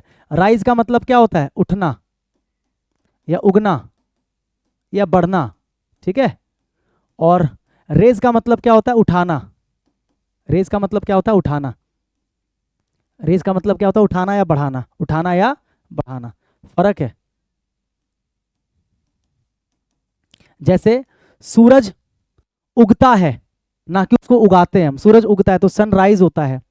किसी ने आपसे सवाल पूछा और आपसे बोला कि जिसको आंसर पता हाथ उठाओ, तो हाथ उठाओ, हाथ उठाने की बात हो रही है, उठने की नहीं, उठाने की, तो क्या बोलेंगे, रेज योर हैंड, ना कि राइज योर हैंड। धुआं अपने आप उठता है, कोई उठाता है उसको, अपने आप उठता है, तो धुआं क्या करेगा, राइज करेगा, रेज करेगा, धुआं राइज करेगा। अगर आप क्लास के अंदर बहुत सारे सवाल खड़े कर रहे हो, बहुत सारे सवाल पूछ रहे हो, तो आप प्रश्न खड़े कर रहे हो, आप सवाल उठा रहे हो, है ना, तो क्या बोलोगे, you are raising many questions, you are raising many questions, दोनों में फर्क है। राइज का सेकंड फॉर्म क्या होता है, ये फर्स्ट हो गया, सेकंड और थर्ड। राइज का सेकंड फॉर्म क्या होता है, रोज, और थर्ड फॉर्म क्या होता है, राइजन, राइज रोज राइजन। और मेरे भाई जो रेज है, रेज का सेकंड फॉर्म क्या होता है, रेज, रेज्ड, सेकंड फॉर्म होता है रेज्ड, और थर्ड फॉर्म भी क्या होता है, रेज्ड। क्या लिखा है, रॉबिन पॉज्ड, रॉबिन ने देखा एज द स्मोक, यहाँ पर धुएं की बात हो रही है, तो धुआं बताओ, अगर मैं आपसे बोलूं कि धुआं के साथ दोनों में से क्या लगाओगे, राइज या रेज, तो आपको कैसे, राइज, क्योंकि धुआं उठता है, धुआं उठाता नहीं है, धुआं उठता है, ठीक है। तो यानी कि यहां पर रोज वाला दे रखा, ये आंसर आ जाएगा, खत्म, खत्म हो गया, ठीक है। क्योंकि हंग का मतलब क्या होता है, देखो एक होता है हैंग, हैंग का मतलब टांगना भी होता है, और हैंग का मतलब फांसी देना भी होता है, हैंग का मतलब फांसी देना भी होता है। अगर हैंग का मतलब टांगना है तो हैंग की सेकंड फॉर्म क्या बनती है, हंग, और थर्ड फॉर्म भी क्या बनती है, हंग। अगर हैंग का मतलब फांसी देना है तो सेकंड फॉर्म क्या बनती है, हैंग्ड। फर्क है भाई, ध्यान रखना। और हैंग्ड, जज साहब क्या बोलते हैं, he will be hanged till death, he will be hanged, क्योंकि फांसी देने की बात हो रही है। तो हंग तो नहीं आएगा, क्योंकि हंग का मतलब तो क्या हो गया, टांगा। तो धुआं, धुआं टंगेगा नहीं या टांगेगा नहीं, धुआं उठेगा, धुआं उठेगा चिमनी से, धुआं चिमनी से उठेगा, उठने की बात हो रही है। इसलिए राइज की सेकंड फॉर्म रोज, लीव की सेकंड फॉर्म लेफ्ट होती है, छोड़ना होता है, वेंट मतलब जाना, तो रोज आ गया यहाँ पर, ठीक है। Mayank dash overnight for the last 2 weeks, since 4 के साथ में टाइम आ गया, मतलब परफेक्ट टेंस की बात हो रही है। किसकी बात हो रही है, परफेक्ट टेंस की बात हो रही है। इतना आपको ज्ञान होगा, सीजल की तैयारी कर रहे हो। सिंस 4 के साथ में टाइम आ रहा है, सिंस 4 के साथ में टाइम आ रहा है, जब सिंस या 4 के साथ में हम टाइम लगा देते हैं तो परफेक्ट टेंस की बात करते हैं। किसकी बात करते हैं, परफेक्ट टेंस की। और परफेक्ट टेंस में अगर प्रेजेंट परफेक्ट है तो हैज हैव के साथ में, बीन के साथ में, वी1 के साथ में आईएनजी होता है, ये इसकी पहचान होती है, ठीक है। या फिर अगर पास्ट परफेक्ट है, पास्ट परफेक्ट, सॉरी परफेक्ट बोल रहा हूं मैं, परफेक्ट कॉन्टिन्यूस होता है, परफेक्ट कॉन्टिन्यूस टेंस होता है, perfect continuous, perfect continuous tense, ठीक है भाई। अगर पास्ट परफेक्ट कॉन्टिन्यूस है तो हैड के साथ में आता है बीन, और बीन के साथ आता है वी1, वी1 के साथ आता है आपका आईएनजी, ठीक है। और अगर आपका फ्यूचर परफेक्ट कॉन्टिन्यूस है तो विल हैव या शैल हैव, विल शैल के साथ में आता है हैव, के साथ में बीन, के साथ में वी1, के साथ में आईएनजी, ठीक है। इज वर्किंग नहीं होगा क्योंकि इज एम आर तो है ही नहीं, यहाँ पर कहीं पर देख लो। इज बिंग वर्किंग नहीं होगा क्योंकि इज एम आर कहीं है नहीं। हैज बीन वर्किंग हो सकता है, हैज अब के साथ, बीन के साथ वी1 आईएनजी। वॉज वर्किंग भी कहीं नहीं है, तो यही इसका आंसर है, खत्म। परफेक्ट कॉन्टिन्यूस चाहिए ना कि मयंक 2 हफ्ते से ओवर टाइम कर रहा है, ओवर टाइम कर रहा है, ठीक है। यू यूज, तुम यूज करते हो an dash to steer a boat. Steer का मतलब क्या होता है, स्टीयर का मतलब होता है दिशा मोड़ना। जैसे गाड़ी में स्टीयरिंग व्हील होती है ना, स्टीयरिंग व्हील क्या करती है, स्टीयर करती है गाड़ी को, यानी कि दिशा मोड़ती है, ठीक है। तो बोट की दिशा को मोड़ने के लिए तुम यूज करते हो आर। आर तो एक हेल्पिंग वर्ब है, और का मतलब या होता है, एक बच्चा और, एक बच्चा और। इस और का मतलब होता है पतवार। पतवार जानते हो ना, नाव चलाने के लिए जो नाविक के हाथ में वो डंडा जैसा होता है उसको पतवार कहते हैं। तो आंसर पता लग गया, ये होगा। इस और का मतलब क्या होता है, इस और का मतलब होता है जमीन के नीचे से जो रॉ मटेरियल निकलता है, जिससे खनिज प्राप्त होता है, उसको बोलते हैं ओर। जैसे आयरन ओर है ना, आयरन ओर का मतलब कच्चा लोहा जो निकलता है उसको बोलते हैं आयरन ओर, ठीक है। तो इसका आंसर क्या हो जाएगा, ओर। क्या हो जाएगा, ओर। आगे बढ़े। Arunima dash a lot during her vacation time. यहां पर आपको दे रखे हैं कुछ फ्रेजेस, ठीक है भाई। गेट ऑन का मतलब मैंने आपको बताया था, टू बी गेटिंग ओल्ड, है ना। गेट ऑन का मतलब क्या होता है, to be getting old, to be getting old. बूढ़े होने को दिखाने के लिए क्या यूज करते हैं हम, बूढ़े होने को दिखाने के लिए यूज करते हैं गेट ऑन। क्या यूज करते हैं, गेट ऑन यूज करते हैं, हाँ कि ना। या फिर प्रोग्रेस जब करते हैं लाइफ में, तो प्रोग्रेस करने, ये पिछले भी क्लास में भी आया था शायद, ये है ना, टू प्रोग्रेस। प्रोग्रेस करने के लिए भी हम क्या लगाते हैं, गेट ऑन। क्या लगाते हैं, गेट ऑन, ठीक है। उसके बाद है आपका गेट। गेट आफ्टर का क्या मतलब होता है, गेट आफ्टर का क्या मतलब होता है, गेट आफ्टर का मतलब होता है किसी को अटैक करना, किसी को डांटना, है ना। टू अटैक, टू अटैक या फिर स्कोल्ड, इस वाली टर्म में जाता है आपका। मैं आप लोगों के लिए क्या करूंगा ना, इसी सीरीज के अंदर, क्योंकि आप देख रहे हो कि फ्रेजल वर्ब के बहुत सारे क्वेश्चंस पूछे जा रहे हैं, मैं क्या करूंगा इसी सीरीज के अंदर आप लोगों के लिए एक क्लास जो है ना वो लेकर आऊंगा, थोड़ी सी लंबी क्लास, 2 से 2.5 घंटे की, जिसके अंदर मोस्ट इंपॉर्टेंट जो भी आपके 200 या 250 फ्रेजल वर्ब्स हैं वो मैं करा दूंगा, ठीक है। अगर आप इस वीडियो के नीचे कमेंट करके मुझे बता दोगे, ज़्यादा से ज़्यादा कमेंट अगर मुझे दिखे कि हाँ सर फ्रेजल वर्ब करा दीजिए, ज़्यादा से ज़्यादा कमेंट अगर मुझे दिखे तो मैं जो है फ्रेजल वर्ब आपको इंपॉर्टेंट जितने भी मोस्ट इंपॉर्टेंट सारे के सारे वो मैं आपको करा दूंगा, ठीक है भाई। आ रहा है समझ में, हाँ कि ना। गेट अलॉन्ग का मतलब क्या होता है, to leave a place. Get along का मतलब होता है to leave a place, to leave a place. अब 3 ऑप्शन मैंने आपको बता दिए, क्या तीनों में से कोई आंसर आपको लग रहा है, क्या तीनों में से कोई आंसर आपको लग रहा है अभी तक। Arunima dash a lot during her vacation time. Arunima अपने वेकेशन टाइम पे बहुत ज़्यादा उम्र बढ़ाती है या प्रोग्रेस करती है। अरुणिमा अपने वेकेशन टाइम पे एक जगह को छोड़ देती है, या अरुणिमा अपने वेकेशन टाइम पे अटैक करती है, किसी को स्कोल्ड करती है, नहीं। तो यानी कि 3 तो इसका आंसर नहीं है, इतना मुझे पता है, तो एक इसका आंसर है गेट अबाउट। अब सवाल यह है कि गेट अबाउट का मतलब क्या होता है मेरे भाई। गेट अबाउट का मतलब होता है to move from place to place. To move from place to place कह लो, या पीपल टू पीपल कह लो, या तो प्लेस टू प्लेस या पीपल टू पीपल। मतलब या तो एक जगह से दूसरी जगह जाना, या लोगों के पास, या कुछ लोगों के पास से दूसरी जगह पर जाना, ऐसे होता है। तो अरुणिमा अपने वेकेशन पे क्या करती है, एक जगह से दूसरी जगह, दूसरी जगह से तीसरी जगह, ऐसे घूमती रहती है। तो क्या आ जाएगा, गेट अबाउट। क्या आ जाएगा भाई, गेट अबाउट। याद कर लेना सारे के सारे। थ्रू प्रदीप दो Pradeep dash for Jamaica he landed up in Nigeria. देखो यहां पर अब आपको ना दोबारा से फ्रेजल वर्ब पूछा जा रहा है, तो आपको पता होना चाहिए कि किसका फ्रेजल वर्ब क्या होता है। सेट आउट का फ्रेजल वर्ब क्या होता है, सेटअप का क्या होता है, सेट अबाउट का क्या होता है, सेट असाइड का क्या होता है, ये सब आपको पता होना चाहिए भाई। ठीक है, मैंने इसीलिए कहा कि फ्रेजल वर्ब के ऊपर बार बार क्वेश्चन दिए जा रहे हैं, तो फ्रेजल वर्ब आपको जो है ना याद होने चाहिए। ठीक है, बस रुक जाओ, 15 मिनट रुक जाओ, 10 मिनट रुक जाओ, 10 मिनट में क्या टाइम हो रहा है, 6:15। ठीक है, 10 मिनट में हो जाएगा। चलो, दो प्रदीप डैश। अब पहले तो आपको सारे के सारे फ्रेज के भी मीनिंग जो वो पता होनी चाहिए। सेटअप का मतलब तो सिंपल है। सेटअप का मतलब क्या होता है, जैसे कि I have setup a business, I have setup a business. तो सेटअप का मतलब क्या होता है, कोई चीज शुरू करना, किसी चीज की शुरुआत करना, है ना, किसी चीज को क्या करना, बिल्ड करना। समझ आ रहा है, किसी चीज को क्रिएट करना, स्टार्ट करना। क्रिएट या स्टार्ट कह सकते हो, क्रिएट या किसी चीज को स्टार्ट करना। जैसे कि मैंने बिजनेस सेटअप किया है, मैंने एक दुकान सेटअप किया है, मैंने ये सेटअप किया है, मैंने वो सेटअप किया है। तो सेटअप का तो ये मतलब होता है। समझ में आ रहा है। सेट आउट का मतलब क्या होता है, सेट आउट का मतलब क्या होता है, to start an activity with a particular aim. Set out का मतलब होता है to start an activity, to start an activity,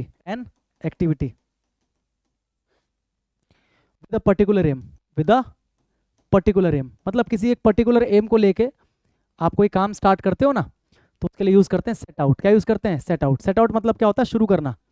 मतलब कोई एक पर्टिकुलर काम शुरू करना किसी पर्टिकुलर एम को लेकर, तो उसको हम बोलते हैं सेट आउट। क्या बोलते हैं, सेट आउट। क्या बोलते हैं भाई, सेट आउट। ठीक है, आ रहा है समझ में। सेट अबाउट का मतलब क्या होता है, to start doing something, to start doing something, to start doing something. कुछ भी करना अगर आप शुरू कर दिए हो तो उसको बोलते हैं सेट अबाउट। क्या बोलते हैं, सेट अबाउट। इसका एक सेंस कहीं ना कहीं अटैक में भी जाता है, अटैक वाला सेंस भी जाता है इसका। ठीक है, और सेट असाइड का मतलब क्या होता है, टू सेव मनी या टाइम एटसेट्रा, कुछ भी, या फूड, कुछ भी, फॉर और डिफिकल्ट सिचुएशन है, difficult for a difficult time हो सकता है, फॉर अ डिफिकल्ट सिचुएशन हो सकता है, हाँ कि ना, समझ में आ रहा है। फॉर अ डिफिकल्ट टाइम, या फिर पर्टिकुलर टाइम, या फिर पर्टिकुलर टाइम।